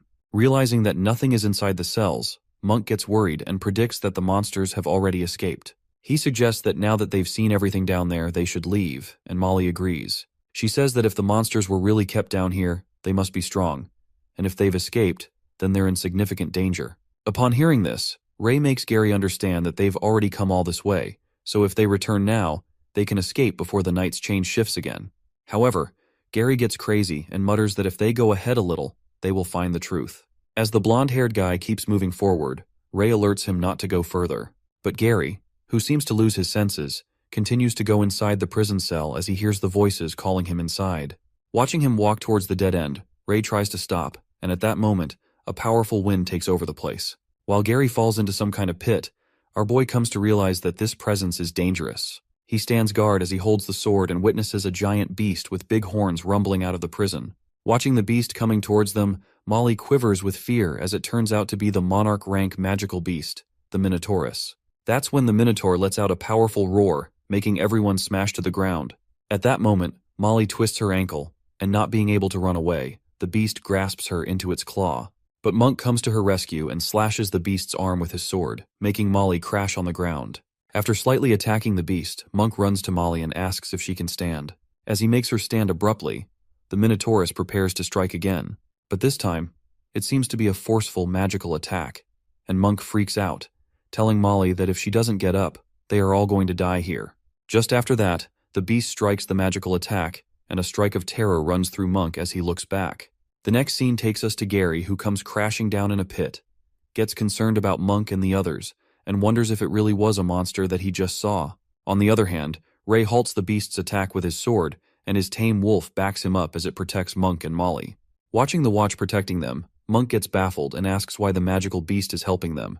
While our guy struggles to stop the beast for too long and has no time to explain, he makes it clear to Monk that the wolf is on their side, so they don't need to worry. After that, Ray orders his wolf Noir to take Molly somewhere safe, while Monk is left stunned to see the wolf following orders. As the wolf takes Molly away, Ray instructs Monk to hide his presence and kill the Minotaurus in a single blow once he holds it down. But the black-haired boy informs him that it's very risky as the beast is way too strong to be killed in a single attack. Carrying his plan, our guy assures him to trust him and begins to gather chi. Meanwhile, Monk hides, and Ray attracts the beast towards him. Somehow, the beast wields his sword away, and with no weapons, our boy grabs the beast by its horn and tries to hold it down. Realizing that it's too strong, the beast drags and bumps him against the wall, but Ray doesn't let go of its horn and holds it with full strength. That's when our boy commands Monk to attack the Minotaurus, and he immediately strikes the beast from behind, holding two swords. While Monk stabs the swords with strength, he is shocked when he witnesses that they are penetrating as the beast's skin is as tough as a metal board. In a while, Gary arrives at the scene and yells at Monk to dodge, striking the sword towards the magical beast. To his surprise, the sword shatters, and Gary flings away as the beast strikes a magical attack while Ray, with the help of Chi, tries his best to hold it down. Not letting it escape, Ray activates his new mana skill and finally lets go of the beast's horn. Absorbing the mana, he gathers all Chi and attacks with full force. Attacking with his hands, he manages to slash the Minotaurus back. Feeling happy that the old man's training worked after all, Gary alerts him to watch out. But by that time, the beast knocks Ray out, making him smash into the ground. Coughing, our guy reckons that he absorbed too much mana, so his body can't gather it immediately, and he realizes that his body is still too weak. As the beast approaches him, Ray tries to think of a way to deal with it, but then he spots someone. It turns out to be their instructor, Sir K, and just like always, he puffs on the cigarette, uttering that they pissed off something real big. While he instructs the brats to get out of the way, Monk gets happy to see him and thinks that they're saved. Sir K clarifies that they don't need to butter him up as he will deal with it later and goes on to attack the beast. Aiming for the horn, he impressively breaks one of the Minotaurus horns in one attempt. As Sir K goes for another attack, the beast grabs his leg, but he counterattacks and cuts through the fingers of the beast. As the Minotaurus roars out of anger and runs towards him, the beast halts and looks around as Sir K seems to disappear. Just like shadows, he appears to be on the Minotaurus's back, and just like that, he cuts through its head, killing it on the spot. While Monk carries Gary and thinks how strong Sir K is as he deals with a strong beast effortlessly, Ray instructs his wolf Noir to go back. As Noir nods, our guy earns a new ability and wonders if it's because of absorbing the lightning attack. After that, the instructor carries Molly, who seems to be unconscious, and lets out that the monarch beast didn't have much mana left, or else he would have had a hard time getting off in one piece. He then instructs his students to follow him before anything more dangerous comes along. As they walk, Sir K asks for an explanation from the three of them while Molly plays dead to save herself from the trouble. Worried, Monk asks him if they are going to get expelled, but K responds that they should be thankful they still have a chance to be expelled, inspecting that they sneaked in here like that. Believing that it's a miracle they are alive, Monk and Gary apologize to him. But then Sir K turns out and winks at his students, muttering that it would be a shame if they get expelled students who could fight the monarch beast and live to tell the tale. He lets it slide only if they promise to keep this a secret that he didn't see any of them. And a spark of joy hits the three of them when they hear these reassuring words from Sir K. Arriving at the door, Sir K gets curious and asks them how they managed to open the door. Lying, Ray informs him that the doors were open when they came here, and Gary agrees with him. As the instructor finds it strange that the door was open, suddenly Ray hears a voice that says that it will wait for him here and tells him to come back when he's stronger. Panicked, our guy gets reminded that it's the same voice he heard before in dreams, and the door eventually closes. Later at night, in the Academy's hospital, Sir K seems to be getting treated for his wounds, while the dean is surprised to see that he got hurt this bad, assuming that training 4 students at once is pushing it. While the dean scolds the instructor, the three of them also seem to be at the hospital, and Ray thinks about Sir K being scary when he's acting coy. Our guy then gets up from the bed and questions Gary why he kept going further into the cave when they tried to stop him, to which he responds that he felt an intense need to go deeper and couldn't control his body or thoughts. Upon hearing this, Monk confesses that after reading the book, he found out that other than having the ability to control the element of lightning, the Minotaurus has an ability called the Labyrinth of the Heart. It is revealed to us that according to legend, this monster was given birth to by a queen and a white bull that was meant to be sacrificed. However, the king got furious after finding this out and ordered to build a giant maze at the end of the earth, putting it under heavy supervision. The monster was held in the maze. However, it was gifted with the strength of the gods. As the monster grew, its obsession with escaping the maze turned into an ability to bewitch the hearts of those around it. Those who are influenced begin to lose control of their thoughts and end up becoming controlled by strong emotions. Meanwhile, Ray ponders that it's a ridiculous legend to think that a human and a bull had a child. Gary asks the end of the story, but there's no end of it in the book as Monk assumes that the monster escaped. Otherwise, they wouldn't have seen it in the prison. Finding the root of his nightmares, the blonde-haired guy thinks that the story makes sense, as the beast must have ended up producing an offspring. On the other hand, Ray speculates about the voice he heard in the prison, and wonders if the monster really caused Gary's nightmares. At that moment, Sir Kay enters the room and tells him to stay here and rest up for the next few days. Thinking that he was getting scolded just now, Ray calls him out, and the instructor feels that they are worried about him, so he assures them that it's nothing, just a couple of broken ribs. But his expectations are short-lived when Ray says he just wanted to ask if he got a monarch beast crystal and if they all will get a share of it. Upon hearing this, Sir Kay loses his cool and makes it clear that they won't get anything as these are his labor fees, and he didn't get hurt to give a share after all. While our guy seems to be done with all the ranting, Sir Kay is about to leave and informs them that they'll do a more thorough checkup in the morning. Curious, Ray seems to have another question, and asks him how he knew they were in the prison. Gary reveals that they should be the only ones who knew, even though Molly wanted to report them, but she didn't get the chance. Calling them brats, Sir Kay mumbles that they want to know too many secrets and reveals that the lurkers told him. As soon as they hear this, our boy ruminates that they've been under watch this whole time. In the meantime, Monk talks about this rumor in which they say that some people in this academy hide within the students and common people, protecting the students from harm. While Gary sums it up that those people leak secrets, the instructor clarifies that he won't disclose who it was and tells them to worry more about the things they should worry about. As he leaves, Ray is lost in thought, pondering that the more things unfold, the more he realizes that the academy isn't as simple as it first looked. After going to bed, our boy thinks about the ability he has, which can absorb the magic of the target and enhance spells of the same elements. Thinking that the ability is not helpful for him, Ray looks at Gary, who seems to be asleep, and remembers that he has asked them to keep his wolf noir a secret. Speculating that Sir Kay didn't find out about this either, he reckons that Gary doesn't seem to be having nightmares anymore, and gets uncertain if it really was because of the beast. The next scene takes us to a martial arts club. Ray appears to be training with Elder Vaughn, who compliments him about his attacking style as he fights, holding the sword in his mouth. Looking a bit skeptical, our guy utters that he feels like his sword becomes more of a defensive measure, and attacking purely with his fists isn't strong enough. While Vaughn agrees and says that it makes sense, he excitedly informs Ray that he has something for him. The old man rummages through the closet, and Ray gets curious, wondering what it could possibly be in a place like this. Finally, he finds that thing, and it turns out to be dragon turtle gauntlets. While the name triggers our guy, he is impressed by the heavy dragon arms as he wears them on, but it seems like there's more to it when the elder reveals that they even change size according to the wearer. As the gauntlets shrink into the size of Ray's arm, our guy asks him if they are made of beast crystals. That's when the old man reveals that they were only made from an intermediate dragon turtle's beast crystal, and if it were an advanced beast crystal, it would be much stronger. Elder Vaughn lets out that he wishes to give him higher grade pieces of equipment, but it would be unfair to the other contestants.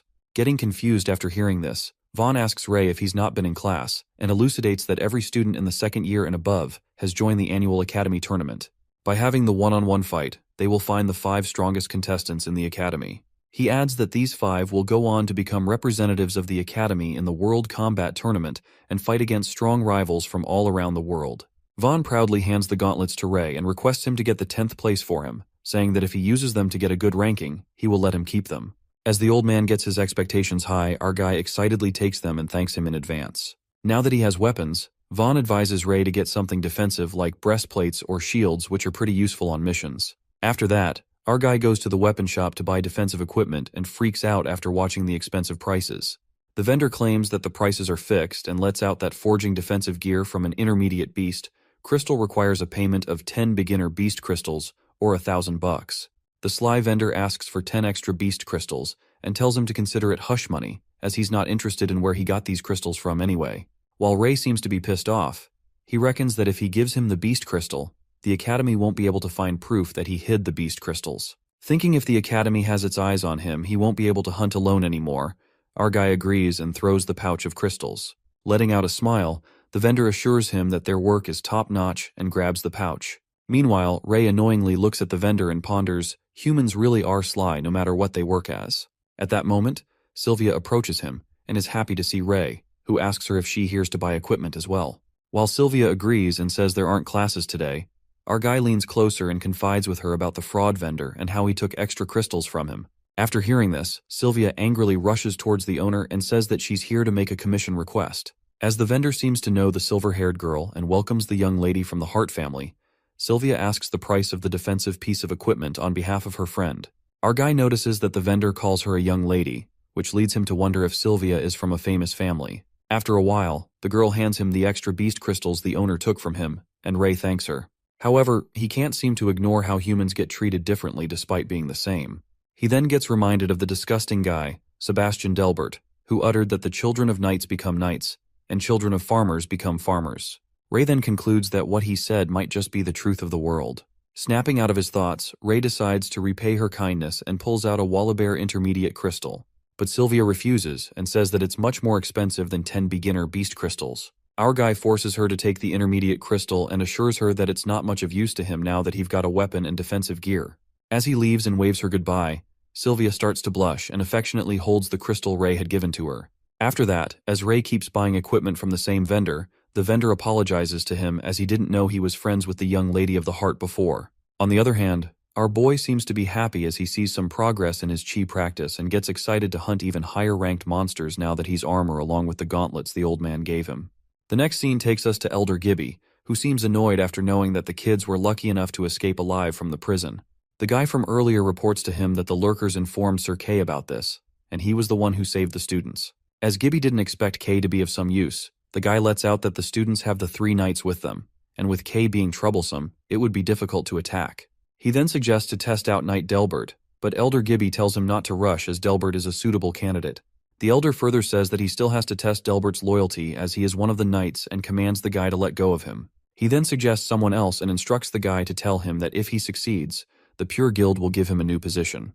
The next scene takes us to the mountain forest hunting grounds, where everyone seems to be enthusiastic, and Gary suggests that they need to earn more to get equipment. Meanwhile, Monk thanks Ray, and Ian does the same, saying that he will pay him back with something better.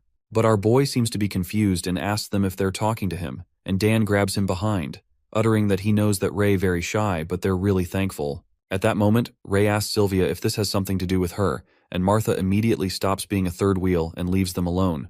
That's when Sylvia explains to him that the Woolly Bear intermediate crystal Ray gave to her, she exchanged them for gold, and gave them to their teammates under his name. With already having a good shield, she tells him that it wasn't useful for her and apologizes him for not discussing it with him. As Sylvia assumes that he's angry abruptly, Ray happily taps her shoulders and compliments her that she can become a good leader. Asking why he got serious all of a sudden, this unexpected move freaks her out as she starts to blush hard and pushes him away. Surprisingly, Monk, Dan, and Martha seem to be watching them discreetly. Later, Gary asks Ray if something happened between him and Sylvia, but our slow-witted boy doesn't have a clue what he's talking about. Gary then lets out a sigh and asks Ray to promise him that he won't treat Amy like this. Later, at the hunting grounds, the bugs glide toward them, and they all prepare to fight. Ray activates his dragon eye and analyzes that they all are beginner rank monsters, so they should be fine. After that, Dan effortlessly fights the bugs and thinks if there's a more challenging thing around here. While Gary concludes that he's just become better at fighting, Monk impressively slashes the bugs. At that moment, Ray alerts him to watch out and reveals that it's a Hercules beetle. Monk immediately gets out of the way and is shocked to see that it's an intermediate rank monster that attacks him. Thinking that it's a bug after all, Dan confidently strikes the big beetle. However, he realizes its defenses are pretty tough. As Ray alerts them that there are beetles more incoming, they're surrounded by a bunch of them. Just then, Gary attacks the beetle with his sword, but he is also left shocked after knowing how hard its knuckles are. While they all seem to struggle, Martha can't seem to shoot through their shells with her arrows, and Sylvia's shield hardly halts the beetle's attack as she bounces off. On the other hand, Monk, Ian, and Dan are surrounded by the beetles as they can't seem to fight them. Suddenly they witness a giant beetle that comes crashing down. It comes about that Ray fights them off with his classic gauntlets along with Chi. He smoothly pierces through the Hercules beetles like a pro, and the teammates are left astonished as they see our boy killing them impressively. Witnessing him getting so strong, Dan couldn't help but notice his new weapon and swoon over the crazy strong gauntlets. While Monk informs that his advisor of the martial arts club lent it to him, poor Dan cries out as he regrets and feels like he joined the wrong club. In the meantime, our guy beats the crap out of the beetles and reckons that he can't make it look too easy, or else the teammates will get suspicious. He then calls them out for help, and all of them get into action. Martha starts shooting the beetles with the arrows, and Sylvia finishes them off with her sword and the shield. Meanwhile, Monk, Dan, and Ian incredibly whack the beetles with their weapons. After killing all the beetles, Dan excitedly announces that they're rich as they will get the intermediate beast crystals after finishing off the intermediate rank monsters, and Monk even finds one.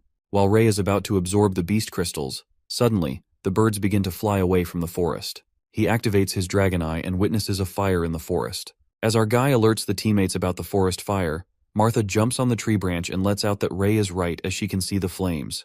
Gary then presses his ear to the ground and assumes that beasts are escaping from the forest as he hears the trampling noises. While Dan mumbles what they're waiting for, as they should make a run for it as well, Ray concludes they won't make it in time as they already seem to be surrounded by fear. Panicked, Martha asks Sylvia to send the signal through the rescue crystal, but she informs them that the crystal isn't working as she tried sending a signal earlier. As Dan seems to be in disbelief, Ray spots someone approaching them. He shouts to ask who they are and witnesses 3 masked people who look like assassins. Meanwhile, Monk anticipates that they are here to save them, but our guy clarifies that it's probably not the case with these guys, and Gary yells at them, asking if they set the fire. At that moment, one of the masked guys signals the other 2 to attack the kids. As the 2 of them attack Monk and Gary, Ray is also attacked by the red-armored guy.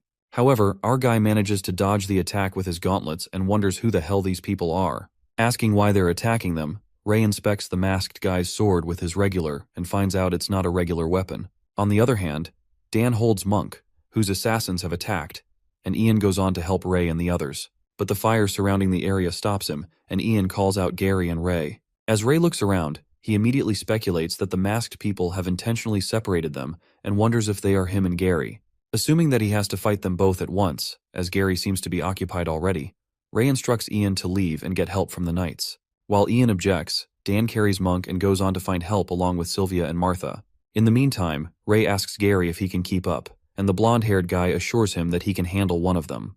While our boy reckons that these masked people are fast, as long as he defends well enough, it won't kill him. Gary keeps one of them occupied and buys time for Ray. At that moment, the 2 masked people leap towards Ray, striking him with a chain weapon. Knowing how he will attack, Ray grabs the weapon and dodges one attack. However, when Ray looks around, another one strikes with a blazing sword. Finding it troublesome, our boy leaps backward, thinking that whenever he tries to focus on one, the other jumps in to disturb him. At that moment, the assassin forcefully strikes the weapon at Ray, catching him off guard. Our guy smashes to the ground, but luckily his armor blocks the worst of it. Assuming that both assassins work together better than he expected, Ray changes the battle plan.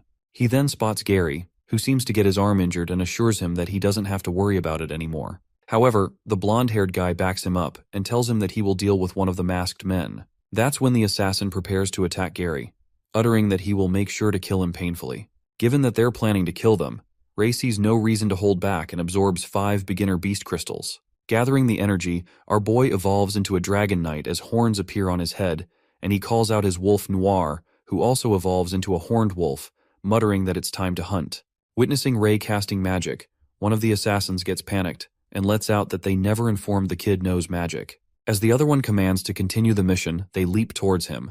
Noticing it's the same move from earlier, Ray makes sure not to fall for it again and grabs the sickle weapon. He then commands Noir to run and traps the 2 of the assassins with the chain. Thinking that he can trap them, they effortlessly break free from the sickle. While Ray doesn't seem so surprised, he instructs the wolf to take care of the guy with the sickle and jump towards to deal with the other one. As our boy fights with one of them, another one dashes towards him, but Noir arrives just in time and attacks him. Saying that he kills beasts like him for breakfast, the assassin dodges Noir's attack with the weapon. On the contrary, our guy keeps dodging the attack and is baffled when he realizes that it's the same move again. He inspects that the sword is troublesome and decides to restrain it. Ray speculates that the masked guy is avoiding combat when the chain is not with him and wonders why he is doing that. To try it out, he abruptly attacks the assassin, leaving him shocked, and according to Ray's assumption, the masked guy doesn't engage with him and leans backward. While our boy finds out his weakness, he peeks at Gary, who seems to be giving a hard time to the masked guy. Gary declares that they are students of Avrian and stabs the assassin with his sword, asking why he attacked him. As the blonde-haired boy holds him down with the sword, Ray warns him to watch out as the other strikes a fire blow at him. However, the attack hits the assassin, who was stabbed by Gary and burns in the fire, screaming for help. Appalled by this sight, Gary ruminates that they're willing to kill their allies and walks towards Ray to help him. Meanwhile, Gary quivers with pain and trips to the ground. Our boy tells him to rest and assures him that he will tear these bastards to pieces. Ray holds the sword in his mouth and lets out that a scum like him doesn't deserve to be part of this world, and to think that he even threw the lives of his comrades away, it's unforgivable. Just after that, he lands a powerful attack on the masked guy, but he survives it. Witnessing that he dodged the attack, Ray concludes that they've come well prepared as they're equipped with special equipment and weapons. As his gauntlets seem to crack, He thinks of finding an opportunity as if this continues. His equipment is not going to hold for long enough. To buy some time, Ray summons his wolf Noir and it immediately attacks the masked guy. While the assassin thought that Noir would be strong, but it turns out to be an intermediate rank, he affirms that the wolf is going to die before his master does. As the wolf tries his best to confuse him and rapidly moves in circle, the masked guy grasps the chain and utters to stop looking down on him. At that moment, the assassin captures the wolf with the chain, and Gary, who witnesses Noir being in trouble, plans to do something. Without wasting a moment, the assassin aims the weapon towards the wolf to kill it, but at that moment, Gary steps in and stops the attack. Thinking that he wishes to die for a monster, the assassin strikes Gary, who is barely hanging on, and he smashes on the ground, making his sword slip away. But the blonde-haired boy grabs the assassin's leg tightly and commands Noir to pick up the sword and fight like his master Ray. Just like that, the wolf holds the sword in its mouth. As the masked guy is about to kill Gary, who doesn't seem to let go of him, Noir impressively slashes through the assassin's head, slicing it off the body.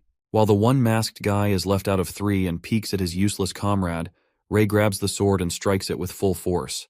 Meanwhile, it does not do much damage. The assassin's mask breaks apart, and to their surprise, it turns out to be Knight Lancey. That's when Lancey takes off his mask, and Gary, who seems to be in disbelief, calls him a bastard, muttering how he could do this as a teacher. But Lancey doesn't seem to care and tells him that he's going to die anyway. He leaps towards Gary with his sword, but at that moment, Noir comes in front of him and takes the hit. After that, Ray instructs the wolf to stop and Noir disappears as he undoes summoning. Meanwhile, Gary crashes on the ground and lies there helplessly. Lancey furiously approaches Ray and mumbles that he's going to kill him one after the other.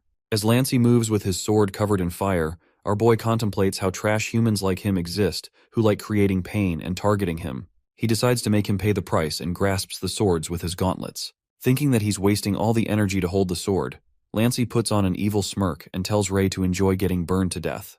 But our boy clarifies that he's going to be one to die, and Lancey waits to see how long he can keep up with it. Little does the knight know that Ray is absorbing the fire element from the sword, and Lancey realizes as he witnesses the flames becoming weaker. Annoyed, Lancey calls him a clingy piece of trash and kicks him in the guts, telling him to die. Just like that, our guy finally leaves the sword, which makes him and Lancey soar with full force as they whirl away in opposite directions. Breaking a few ribs, Ray reckons that it's about time he uses the fire element he absorbed because that's the only magic he can use right now. He plans to combine chi with the fire element to make it a unique weapon and gather all the energy. Witnessing Ray evolving into a dragon knight as he creates flames with chi, the sight of him renders him speechless, and Lancey concludes that he was a demon after all, adding that they should have killed him long ago.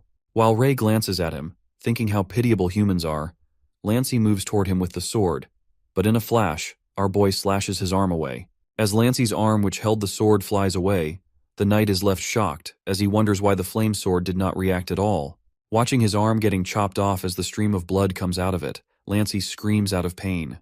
That's when Ray grabs his face and puts the burning gauntlets on his face, burning him to death. Our guy kills him painfully and utters that he got what he deserved. At that moment, Sir Kay, along with the other knights, arrive at the scene and claim that these masked people are from the Pureblood Guild, so they need to notify Winford. As Sir Kay asks Ray to hold on, our boy falls to the ground as his arms and body get badly wounded, and passes out after assuring that everyone's all right. The next scene takes us to the hospital, where Ray seems to be covered in bandages. As he wakes up and realizes he's at the hospital, Sylvia is happy to see him. Ray asks her how long he has been sleeping, and she informs him that he's been unconscious for 3 days. As Sylvia helps him get up and assures him that he got treated in time, so he's recovering well, he recalls feeling his mouth burning, but now he's completely fine. In the meantime, Sylvia calls the others as they've been waiting for Ray to wake up. After all the teammates, including Sir Kay, enter the room, the instructor casts a spell to ensure that no one can listen to what they're going to talk about. Confused, our boy asks him what he's doing and is surprised to see all of his classmates. That's when Sir Kay reveals that 2 of their students, Ray and Gary, were attacked this time and got even close to getting killed. He decides to tell them something after discussing it with Winford, but before that he interrogates Ray about the people who attacked them earlier. Our guy then unveils that those people were masked assailants, and while he couldn't identify who 2 were, one was the Master Knight Lancey. As all the students are shocked to hear this, Kyle seems to know that Lancey was up to no good, and Sylvia questions if they are part of the Dark Guild.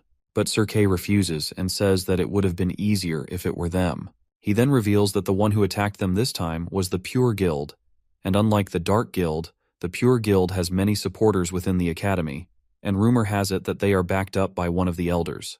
After hearing that an elder is behind all this, the students freak out as they are left in disbelief about how an elder could allow this, and this is a murder. While the instructor calms them down and affirms that it's not as settled as they might think, Ray asks him about their goals. Believing that Ray already has his guesses, Sir Kay lets out that he has called the red-haired kids along with the victims of the incident. That's when our boy sums it up and utters they want to eliminate them. Upon hearing this, the twins seem to chill about this. Ian freaks out, and Kyle, who seems panic-stricken, says that it doesn't make sense because, according to the prophecy, one of them is supposed to be a savior of the world. Thinking what good it would do to kill them, the instructor informs them about the second part of the prophecy. The teacher then narrates that 11 years ago, the prophecy was that the red-haired child could either become the world's savior or the cause of its destruction. With prophecy being contradictory, there always have been knights that value birthright and bloodline above all. They couldn't accept that what they have been safeguarding for generations would be taken by common kids, and there are many people that follow this thought. He further reveals the war happening on the borders of Allure, and that they need to defend against the shadows as well as other countries and maintain the academy. However, under these circumstances, the higher-ups can't afford to expose the Pure Blood Guild, as if the Allure Kingdom breaks from within, the peace will no longer be maintained. After listening to this, Kyle asks him if they should let them attack, and Dan seems kinda relieved as he assumes that this doesn't have to do anything with others, as they're not the ones who are gonna save the world. While Sylvia lashes out at him for saying such a thing about their friends, Sir Kay clarifies that they are all together in this mess. He warns the students to be on constant alert as the guild is becoming more daring. Sir Kay then assures them that he's arranged lurkers to be by their side, and the knights themselves are going to keep tabs on them. But he reminds them that there are only a few people that they can trust, and instructs them to rely on themselves. At that moment, Gary mutters that there's no other way than to work hard and become stronger. Tapping on poor Gary's broken arm, Sir Kay tries to lighten up the mood, saying that most people who rely on others to protect them are the first ones to die. While the students think he is trying to comfort them, the instructor seems to have enough of the talk, and instructs them to leave as he has to talk with Ray. 1 week later, Ray leaves the infirmary and feels happy as he almost got mad in the hospital. He reckons about the things that have happened earlier, like this gauntlets given by Old Man were badly managed, so he needs to fix them. He also thinks about his wolf Noir who was wounded, and he used some intermediate beast crystals to heal it up, manifesting that he needs to hunt too.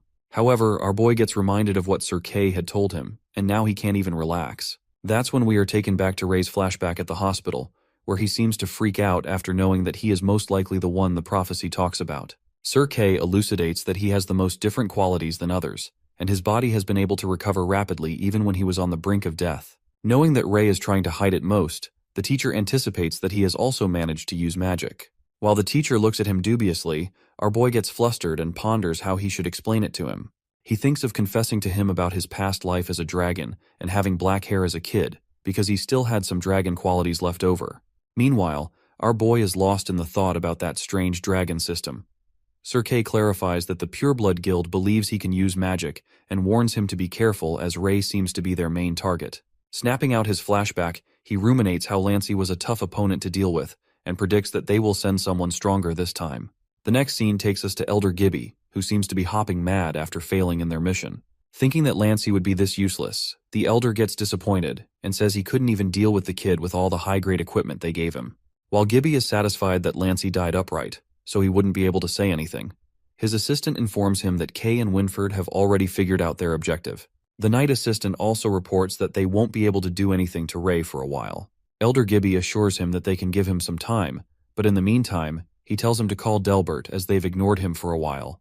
Elder plans to have Delbert pluck a few nails to test his loyalty and leave. After that, Ray arrives at the academy, and Monk and Gary welcome him. Asking why he's hurt again, Ray lets out that he fought with the old man at the martial arts club. Dan wonders what kind of scary club it is. At that moment, Martha and Sylvia enter the dorm, informing Gary there's a letter for him. While Sylvia gets happy to see him, and Martha suggests that he should probably groom his hair, Dan suggests that he should shave off half of his just like him.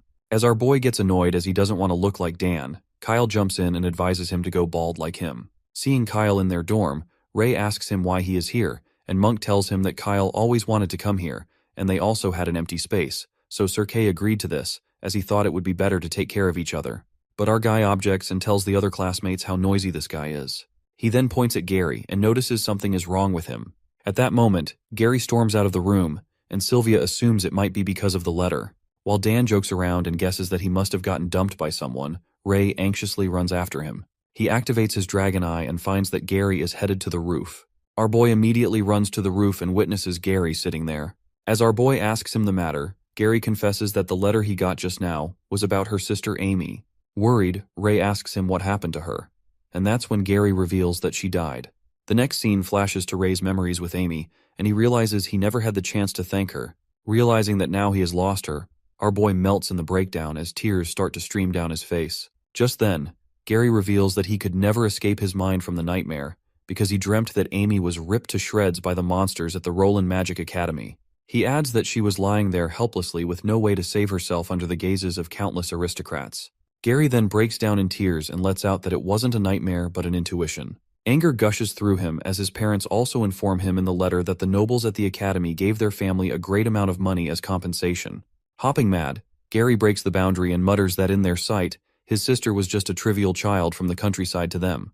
While Ray grows hushed as he listens, the blonde-haired boy starts yelling that he won't forgive them and will find the person who killed her sister. As tears keep falling down Gary's face, he makes it clear that he will kill them. Hearing this, Ray assures him to count him in his plan. Overwhelmed with emotions, Gary grabs him and says that he's aware that Ray has awakened the power of magic and can summon a beast and use flames.